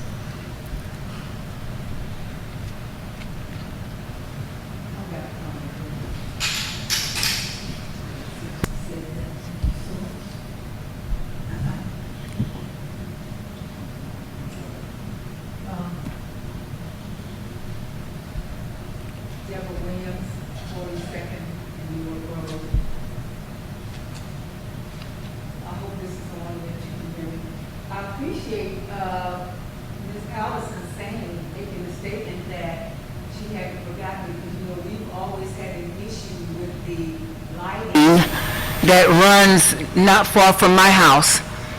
In the back of the medical building, it's a very dark spot there, and it still remains to be dark. There are people that come and hang out there. They've been there. Sometime they come, and I don't know what kind of business they're doing back in that little cutty sack outside of urinating. When I can see during the day, I know what they're doing, but at night when I come in, they're in that little cutty sack back there behind the medical building. I would really hope that you can put that lighting back on the books if you haven't, or put that back on the record, that some kind of something be put up in between that dark spot, because there's still a dark spot back there in the back. Especially in the summertime when that tree grows, you really can't see. And I've had people pop up from behind that tree area and not knowing what to do. As a resident, surely, yes, this is across the street, the building is across the street. Nevertheless, I should feel comfortable and safe getting out of my car when I come home if it's after dark. And it's that lighting. The lighting is still not up to par. It's subpar, it has been, it did not change.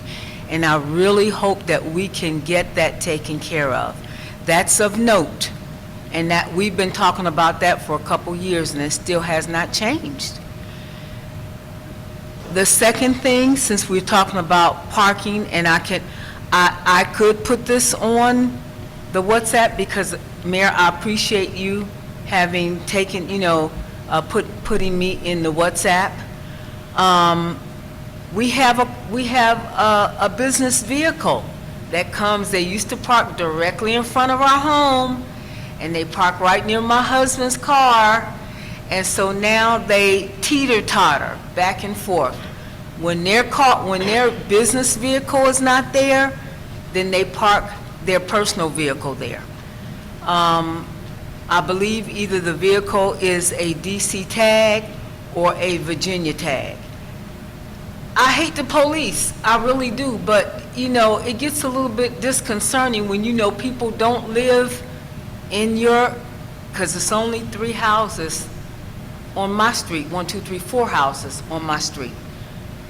And I don't know who this person is, but they teeter-totter back in front of, either right near in front of my house or behind the house. So when I say in front, like towards the back of my husband's car, or either in front of our home. So, and they don't live with us. I don't know who that person is. So it would be good to kind of find out what's going on with, they've got a business vehicle that's there. They come in, they park that business vehicle, and then if the business vehicle's not there, they've got a car that's there. So I'd appreciate it if that were checked out, since we're talking about parking, just so kind of keep that on the radar. Now, since I've been exposed, amen. Thank you. Thank you. Are there any other comments or questions? Anyone online?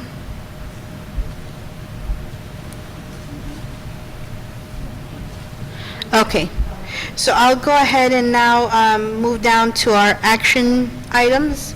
I'm going to turn it over to our interim town administrator to go through the unfinished business and the new business, please.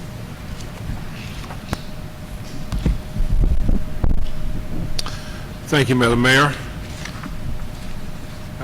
We have a couple of items that were put before the mayor and council for action, and you've seen it in your packet.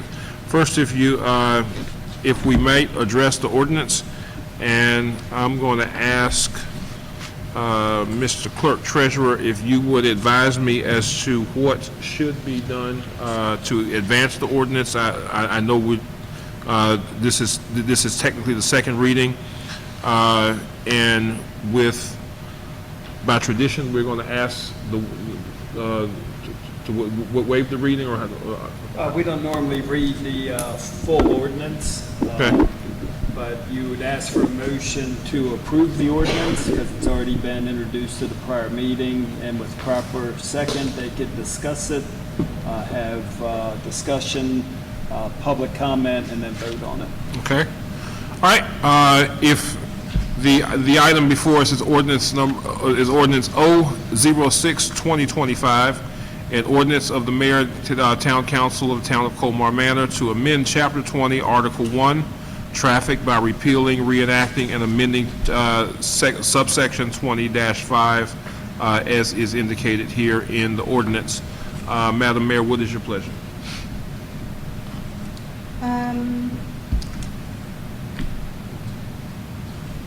Can you describe the ordinance? Yes. Okay. I will read the entirety of the introductory paragraph.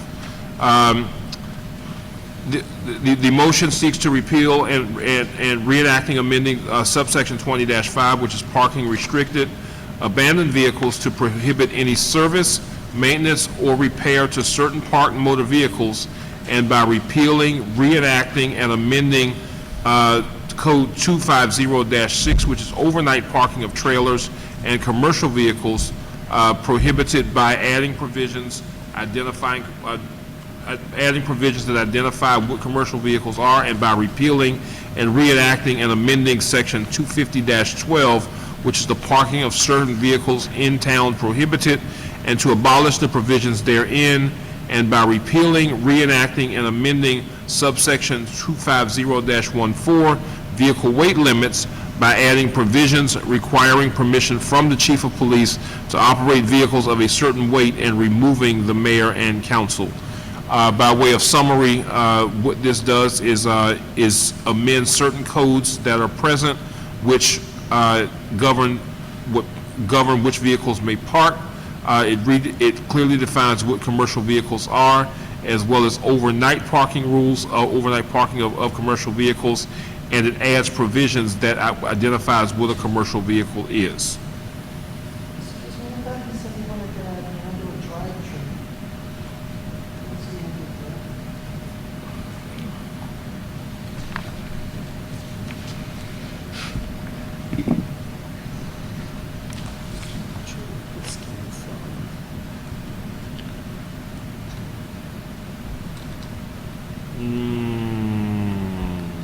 That was a typo that was opened up because it looks like it was. Excuse me, I have a question, Mr. Bagley. Yes, ma'am. I thought that Chief Stone wanted to, we were going to add and/or drive train to C, Section 1C. Section 1C. Yes. And/or drive train.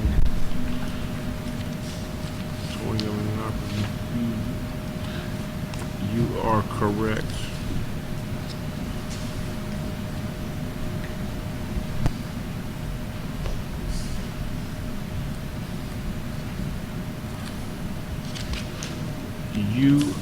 You are correct, Madam Councilmember. And that was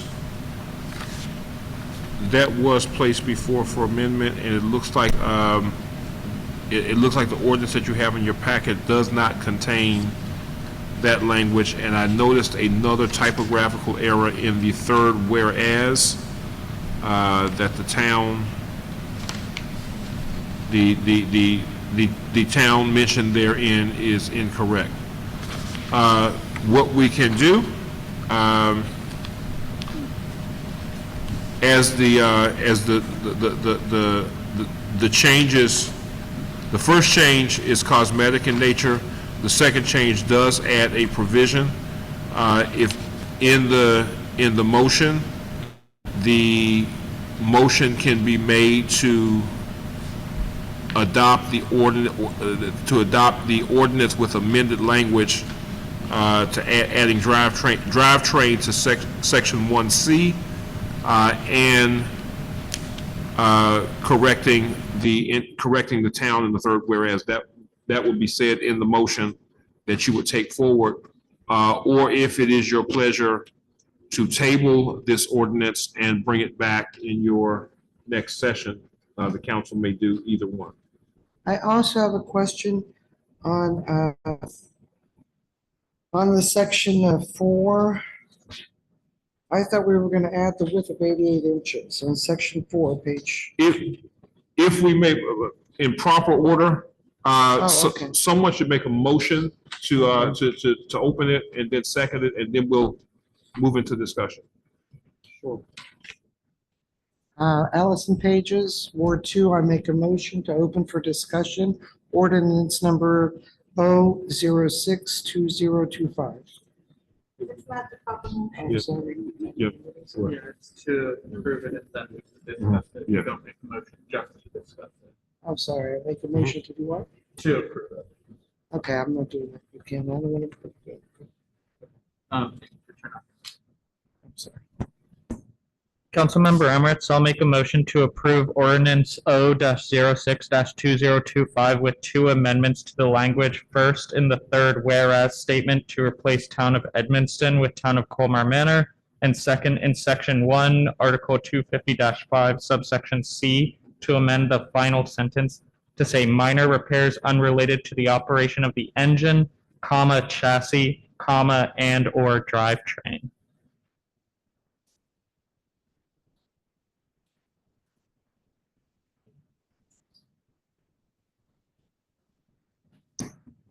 Is there a second?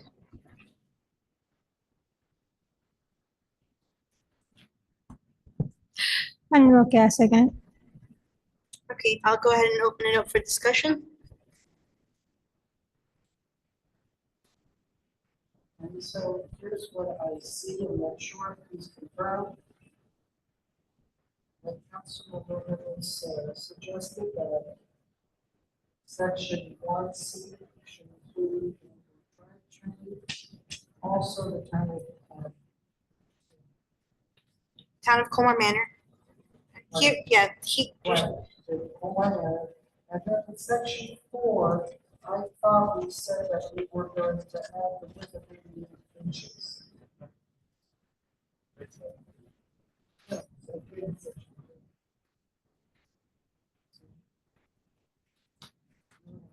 In section 4. Those are the notes I put.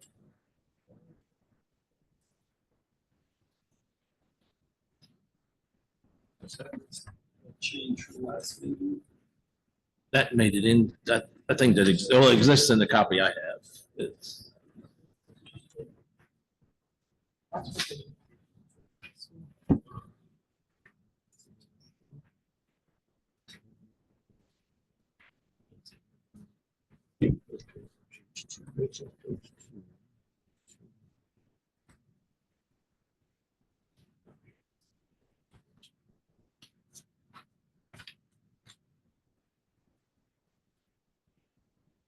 It's under section 2, item B4. Top of page 2, item B4. B4. It's 88 Yeah, inches or so it more is in present width, there. excluding side view mirrors. Right, and I thought we were that again. I don't know, the notes I took, it said to add it there also. I don't know, that it said to add it there also.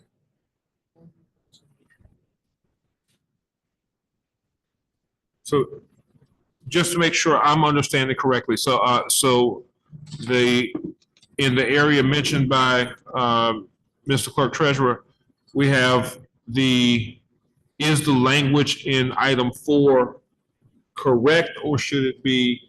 Yes, that's correct. Councilmember Pages had a note about it potentially being included in a different section of the ordinance.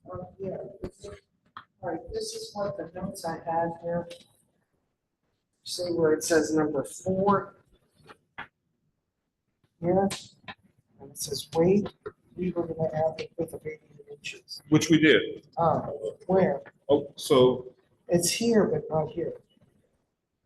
I don't know, that's the notes I took. Let's go to section 4. Maybe I'm wrong, I just took these notes last. Okay, so section 4. What I think may have happened, council member, is that you made the note for it to go for the 88 inches to be included, but in the bottom part, in the main section 4, it would not be. Yeah, the phrase 88 inches would not properly fit in that sentence. I don't think. The reading says, now therefore be it ordained and enacted by the mayor and council of Colmar Manor that section 250, article 1, traffic, subsection 250-14, vehicle weight limits be and hereby is repealed, reenacted, and amended to read as follows. So I think you were noting the 88 inches to go in the previous item 4, not in section 4, because Oh, I see what you're saying. Right. Yes, okay. Because if you read the sentence as constructed, Right, but I thought it didn't go in the sentence, I thought it followed the sentence down below, which is vehicle weight, and I thought we were gonna add it there, but I was wrong. okay, Not in the sentence that you read, but afterwards, right when it says 250-14 vehicle weight, mm-hmm, and then I thought we were gonna add it there too, so I was wrong. okay. But not in the sentence, I never thought it was in the sentence. Well, 250-14 speaks of weight specifically, which would not include the inches. Okay.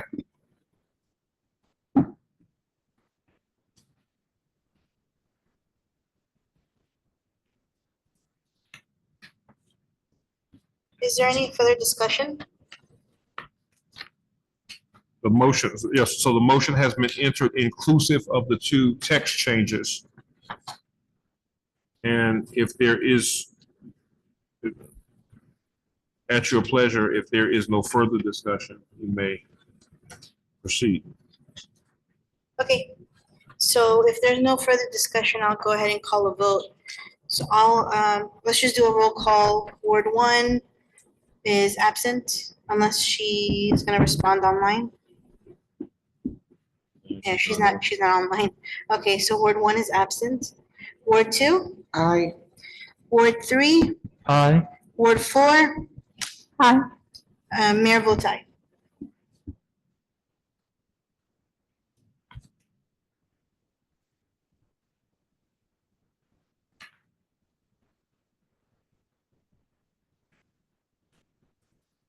All right, so now we're moving on to, What was third? Tally? Yep, 4-0 pass. Thank you. we're on to new business. No, we have, I believe we are. Yes, we are. So these are the approval of the resolutions for the Port Towns Facade Improvement Program. Yes.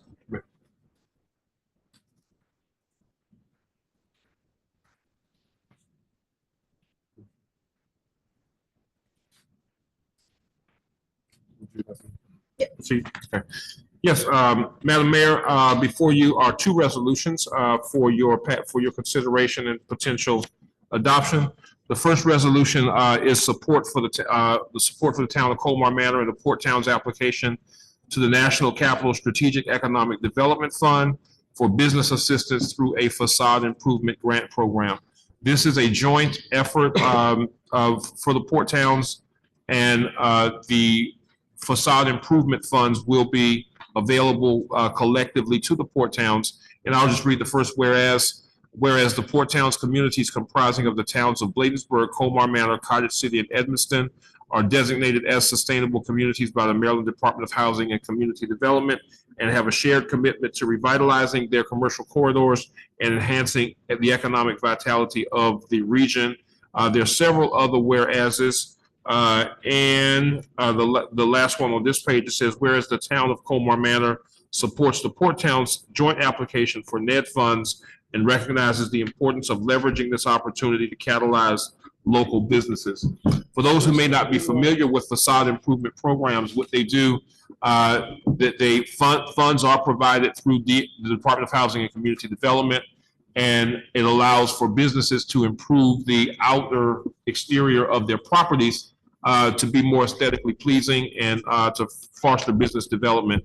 In most cases, there is a shared cost on behalf of the businesses that they're required to leverage so much of their own costs in order to access the facade improvement funding in different areas. And there are different areas around the Port Towns where you perhaps have noticed the frontage of the buildings have been improved, and facade improvement funding has been used for that.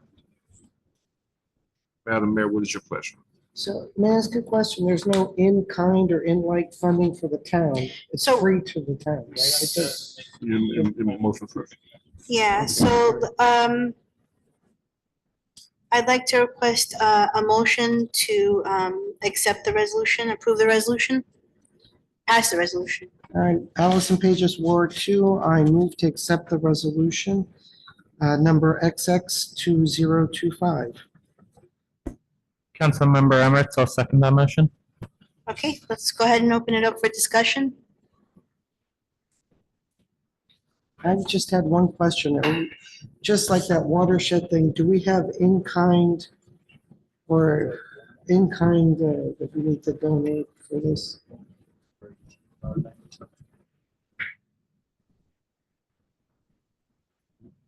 I just had that one question, that's all. So it says, so the question is if we as a municipality have to offer anything in kind. Okay, so maybe, but not at this point. What this, the resolution is supporting the application. Okay. And once the funds are awarded, then the rules on exactly how the facade improvement plan, the facade improvement program will be implemented, that will be passed separately. Right now, in order to even for the application to go forward, all of the entities on the application need to show that they support the application. So this is the resolution in support of the application, not the mechanics of the program. Thank you. Are there any other? Yeah, a couple questions. First is just a housekeeping. Neither of these resolutions have numbers assigned to them. Is that something? The actual resolutions themselves for signature due, so this one would be resolution R18/2025. And then the next item on the agenda for the application to the Maryland DHCD Circuit Rider is R19/2025. Perfect, thank you so much. And then just two other questions I had. One, because this is a joint application between the port towns, is it known at this point how the funds would be divided? Is that something that will be submitted as part of the application? Or, you know, if we get $5,000, how do we know how that's allocated amongst the port towns? We won't know. We don't even know how much they're going to award. So, this is the infancy stage. This is the application. But in order for the application to go forward, all of the entities represented in the application need to pass a resolution. So let's just say hypothetically that the program is awarded at $250,000. So $250,000 comes into the program. The businesses in the port towns are eligible to apply. There's not a certain amount per town because no town can guarantee that they have the number of businesses who are eligible and or interested. So one town may have more or less businesses, another town may have more or less businesses. For example, I remember when I did this before years ago. If you're familiar with Three Brothers, the Three Brothers Shopping Center, all of that facelift was done through facade improvement plans. Well, at that time, Three Brothers, they were qualified. Businesses were qualified, but there was a 10% match required of the businesses. So businesses were qualified, but not all businesses had the 10% match. And so Three Brothers was able to get it, whereas some other businesses weren't because they didn't meet the requirements of that particular program.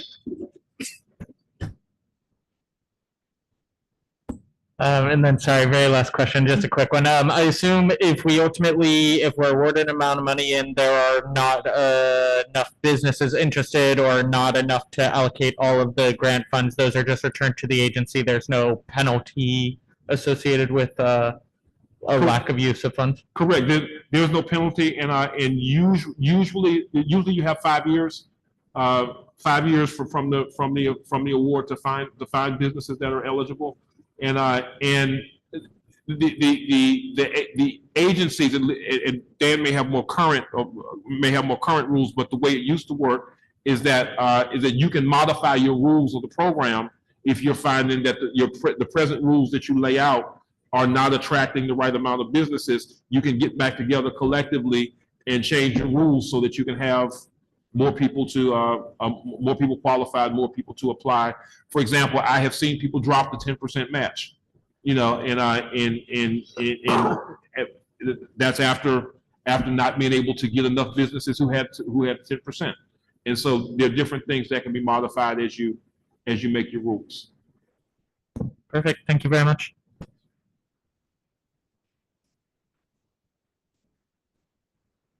Are there any other comments or discussion points?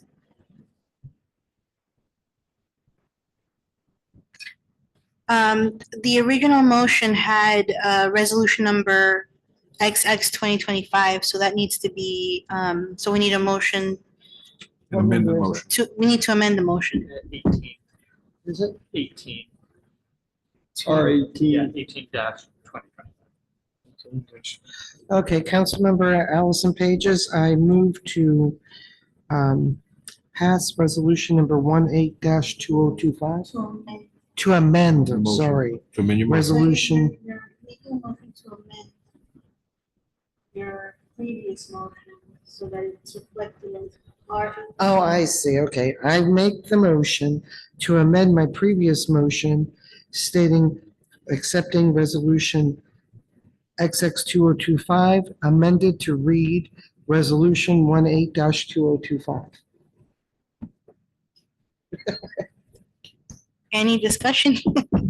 Oh, sorry, go ahead. Yeah, second. Councilmember Emirates, I'll second that amendment. All right, any other discussion on this? Okay, Yeah, so there are 2 votes now. there's 2 votes? You have to vote on the amendment. Oh, so we have to vote on the amendment, Right, so. vote on the amendment. All and then right, you so vote on all in the motion. favor of the amendment, say aye. Aye. Are there any nays? There are none. So now we're moving to vote on R-18-2025. So all in favor, say aye. Aye. Any opposed? Any nays? Okay. Done? Yeah. Okay. So do we then go and approve the original motion? Yes, yes. Next item before us is, and I will say this in the introduction since we know the number, it's R-19-2025, so that can be actually spoken into the motion. Again, a resolution of collaboration between the town of Colmar Manor and the town of Cottage City to apply for the Circuit Rider program. The Circuit Rider program is funds are made available by the Department of Housing and Community Development, and it's primarily designed for smaller towns to be able to access the services of a mobile town administrator. This is before you because in my discussions with the mayor, and we agree that that at this present juncture, the Circuit Rider probably would not benefit Colmar Manor quite as much as it once did. However, the previous town administrator had conversations with the administrator in Cottage City, and the application has already begun jointly. To pull our support at this point would harm their application. So this is before you, and I'm asking you to consider approving this resolution so that they may move forward with their application. And if their application is granted, they would be able to make use of the Circuit Rider more so than the town of Colmar Manor would. Well, this is for a mobile town administrator? I don't understand. If you make the motion, I'll be happy to explain further. Okay. Councilmember Emirates, I'll make a motion to approve resolution R-19-2025. Second. Okay, we'll go ahead and open it up for discussion. Okay. What a Circuit Rider is, for example, many of the smaller towns can't afford a full-time town administrator. So the Department of Housing and Community Development makes funds available, and they have people who are qualified administrators who are hired by DHCD or hired by the towns. DHCD provides funds for these folks to be paid to go to different towns and serve either as administrators or perform administrative functions. And so in the absence of a town administrator, they can serve as the town administrator, or if there is a town administrator present, then they may assist the town administrator with various functions. Oh, okay, that makes sense. The original intent was that you had a previous full-time town administrator. He saw the value of having a Circuit Rider to assist him with various functions. So they collaborated with Cottage City on the application. Well, thank you for clarifying that, because I thought when I saw part-time or mobile town administrator, I'd like to have a full-time town administrator, but you clarified that it would help and special projects, so I just needed clarification. Thank you. That we Okay. could still have a full-time town administrator and still benefit from that. Should you choose to move Okay. forward. However, the reason is, I just want to clarify, the reason it's before you now is because Cottage City went out on a limb with us to apply, because there has to be at least 2 municipalities that apply jointly. And to pull our support at this point would leave their application in limbo. And sorry, just another point for clarity. This is really for services that Cottage City is seeking, correct? This is not something we would be leveraging here in Colmar Manor. You would, once the funds are granted, you have the option to consider this in the future because it will be granted jointly. So it leaves you with an open option. However, this is Reggie Bagley talking. I would not recommend getting a circuit rider now while you are in flux in your permanent position. But once the permanent position is established, it may be a discussion that you want to have going forward. One thing that is usually required of the towns in the circuit rider program is that each town shares in some portion of the expenses. And this resolution actually states in item 3 in the second whereas that we would share in the funding. I've not seen the application that was submitted. The amount is usually not a large amount, but it could be, and I don't know what Greg put in for it. It could be 5,000, 10,000. You could agree to a higher amount than that. So I've not seen the agreement itself, but there is usually, and it states in the resolution under 3, that we're agreeing to some amount. Are you aware of what the amount is? Okay, so okay. And agree to an in-kind cost sharing. Okay, you're partially correct. Both towns agreed to jointly apply for Maryland DHCD for funding resources to cover the cost of the circuit rider program and or collaboratively agree in the in-kind cost sharing structure without the commitment of appropriated funds. So basically what we are agreeing to is that if we move forward, we will participate in the in-kind contribution, not a monetary commitment for purposes of this application. Does that say that clearly? But if we are unable to provide sufficient in-kind services, it would ultimately fall to a financial burden. So in order to enter into the agreement, we would offer an in-kind contribution. So pretty much what's happening, to Councilmember Page's point, Cottage City is the one that's going to pick up a circuit rider out of this at this juncture. Okay, what we are saying that we would do is that we would be interested in the DHCD funding for the circuit rider. We would be interested in if we were to move forward. We're not committing funds at this point. We are committing to an in-kind arrangement, but it can be revisited should we actually decide that we're going to actually go and go participate and bring in a circuit rider. I don't mean to sound, am I sounding confusing? If so, I'll restate it. I just want to provide some historical context that we had another grant in which we committed in-kind services and were incapable of meeting those services. We could not provide the hours and the services required, and so we ultimately had to allocate some number of dollars from our budget to cover that amount. Now, and that's helpful background. This resolution does not specifically say that. However, I'll yield to the treasurer to speak to that point.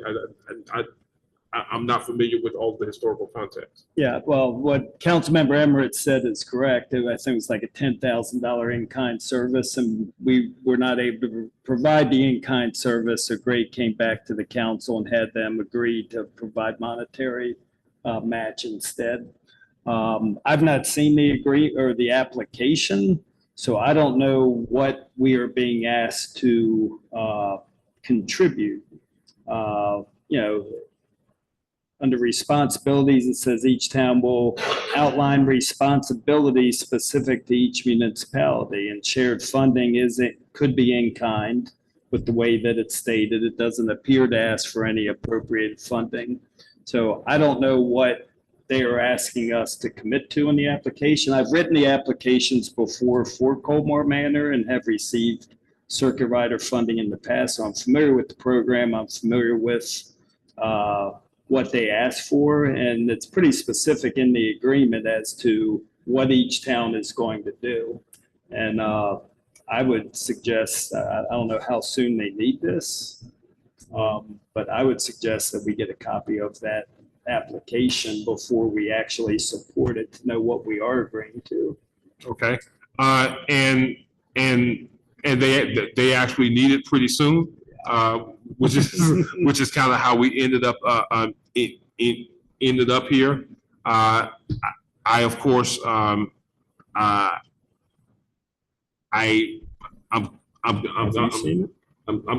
have not. Okay. And I'm kind of walking in blind. Now the council you could make an amendment to support to pass the motion pending sufficient review from the clerk treasurer because the council won't meet again until September. So what you could do is make an amendment. You can amend your motion to approve this resolution pending a favorable review of the application from the clerk treasurer. I think we can, I think this is advantageous to our town. Is it not, Dan? It is if you're going to actually share in the service. Usually the circuit rider will provide half the time to one town, half the other if you got two towns involved. So, if we're looking to do that in addition to a town administrator, I think it would be helpful. Yeah, But there may be some right obligations on behalf of the town to do that. And even though you said you should wait till you have somebody permanent, I still think we can use it right now because we need help. Everyone's part-time. What do you think? I don't think we need it right now. I think that in regards to our current situation with the town, with the interim town administrator, there's a plan in place. I think that we're good for now. Even honestly, I don't even see what getting a circuit rider, what that would look like if we had a full-time town administrator. I mean, that just seems a little odd, but if it's to support Cottage City, I don't even know why Cottage City is doing it, Well, because they have a full-time Greg town needed manager. help. He did a lot of grants. He did need help. Yeah. And Ilhan and Melissa couldn't help him with that stuff. And you said we've had it in the past. It was helpful. No. It's been a while. Yeah, so Ilhan and Melissa could help him. It's all about delegating. So there's that. When we had a circuit rider town administrator, which was Jackie Goodall, she was part-time. And we shared her with other municipalities. I didn't think that it was good. This is when we did not have a full-time town administrator at all, but we had Jackie Goodall as the circuit rider. And then once we hired Greg, she ceased to be our circuit. Well, she kind of stuck around a little bit, but she didn't really. So what do you suggest here? I'm suggesting what Mr. Bagley just suggested. And Dan, what is your suggestion? I was suggesting that if there are costs involved with it, that we should at least look at the agreement. I do think a circuit rider can be valuable and provide some support, but without knowing what the commitment is, I think that's important. So maybe what, Do you think we can have a special meeting to pass or not pass this? Like, when do they need this by? Like sometime in July, could we agree to like a virtual Zoom meeting to vote? That's what I was gonna ask, Dan. I don't know if you can do a special meeting. That's on you. Could agree to that. I would go back to my previous suggestion, would be to vote to adopt the resolution pending a favorable review by the clerk treasurer of the application. But what is favorable mean? Favorable means that he looks at the actual application, and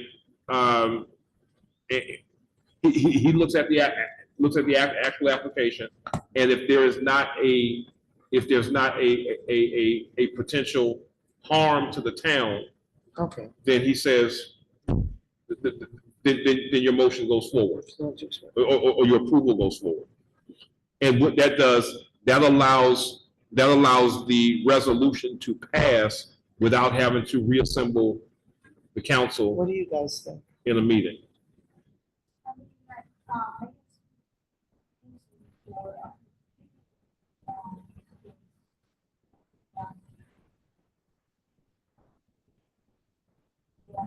What do you say?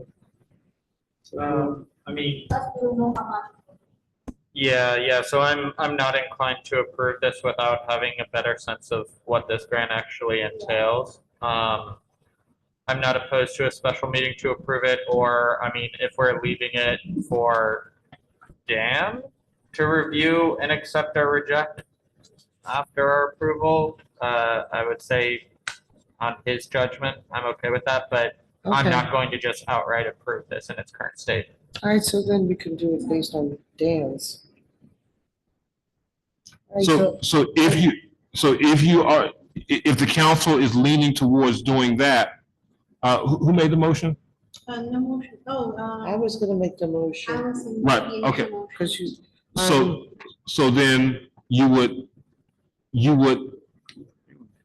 the same thing we just did.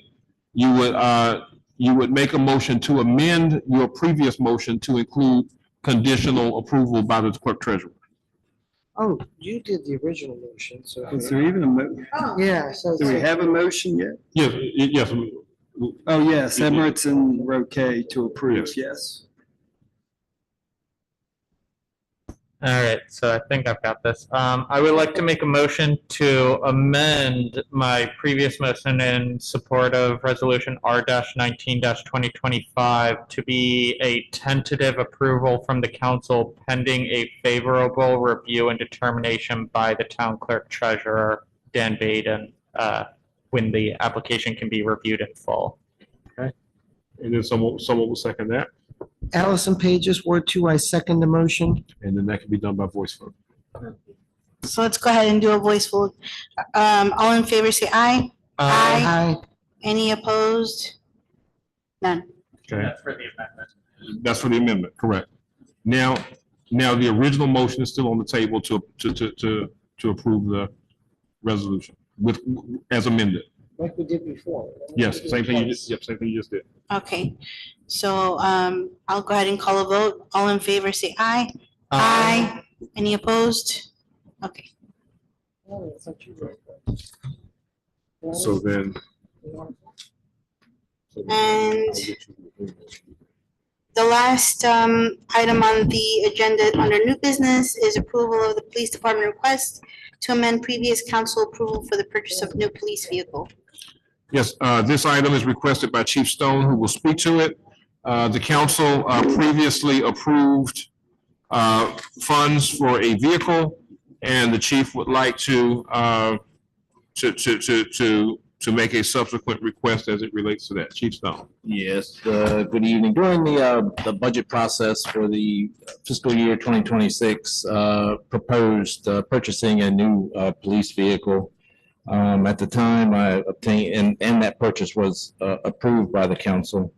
At the time, I presented figures for a 2025 Ford F-150.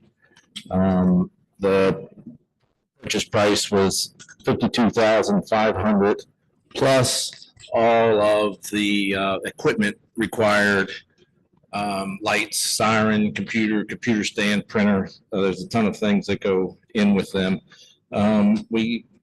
What the council approved during the budget process was a final cost of $70,000 financed over 5 years, so $14,000 each year for 5 years.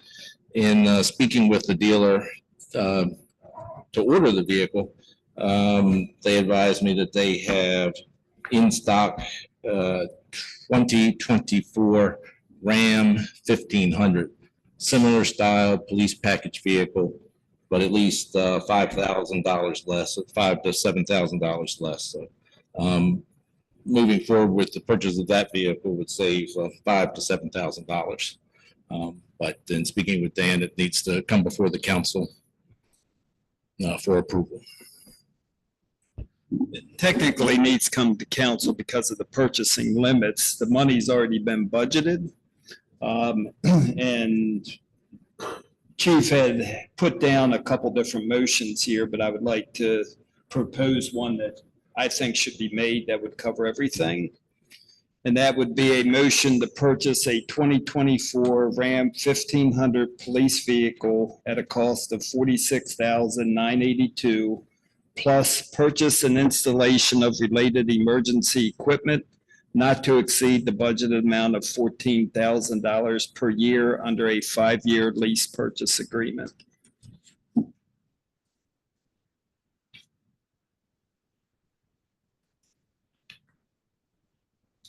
So if you all agree with that, then you would make the motion as stated instead of trying to write it all out again. I think would be the easiest way.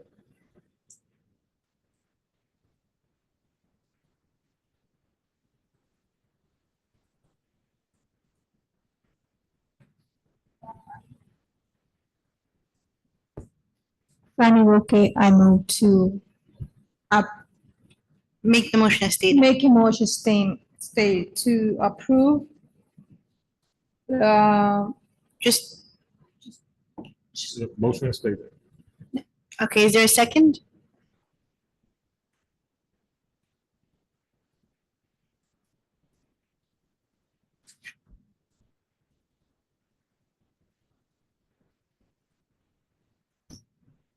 Councilmember Emmerich, so second. Okay, so we'll go ahead and open it up for discussion.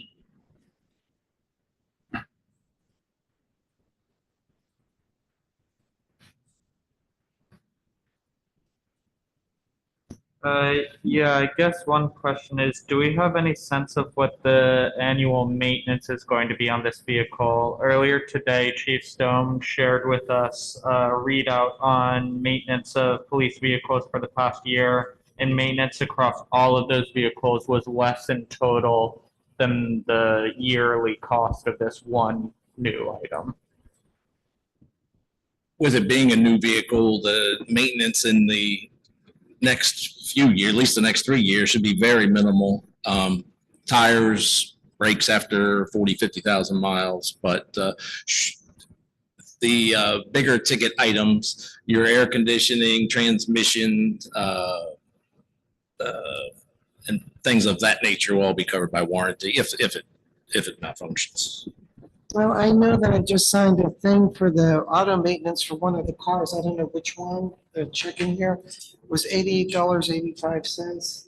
I don't remember which car that was. I'm sorry, well, Like one of the checks that I just signed was for $88.85 for auto maintenance. I'm not sure what car that was. Sounds like an oil change, and I can, Yeah. so the oil changes are, I think of oil change is 1995, but when they do the synthetic oil, it's just under $100. Which car was that for, the one? I thought I put the numbers next to all of them. If I didn't, I'll go back and find it. It's vehicle 102. 102, that's the one Sergeant Cowling usually drives. That's a 2017 Ford SUV with 50,000 miles on it.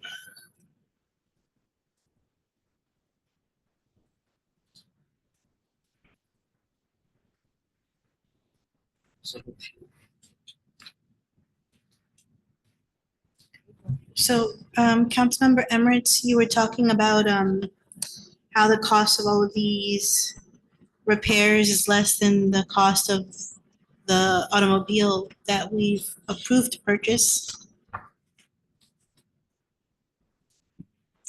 I mean, we've approved to purchase a new vehicle, so I don't know.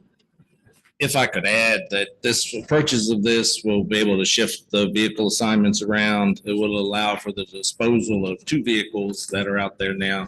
One is, I think it's a 2008 Chevy Impala.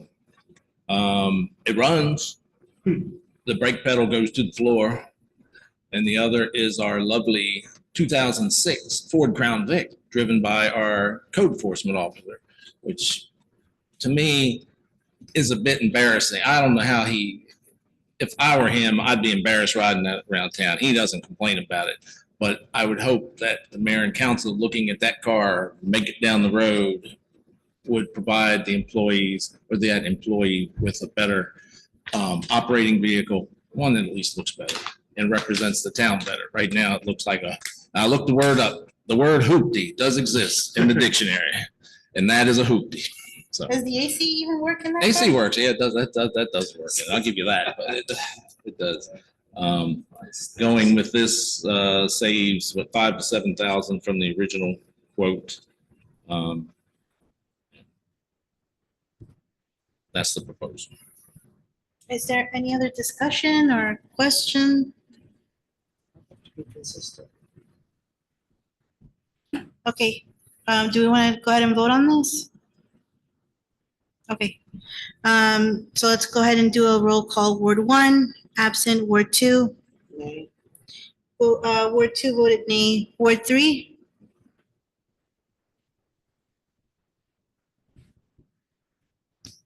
Yeah. Ward 4. Yes. Okay, mayor votes aye. Thank you. And that is it for our agenda, so I'd like to request a motion to adjourn.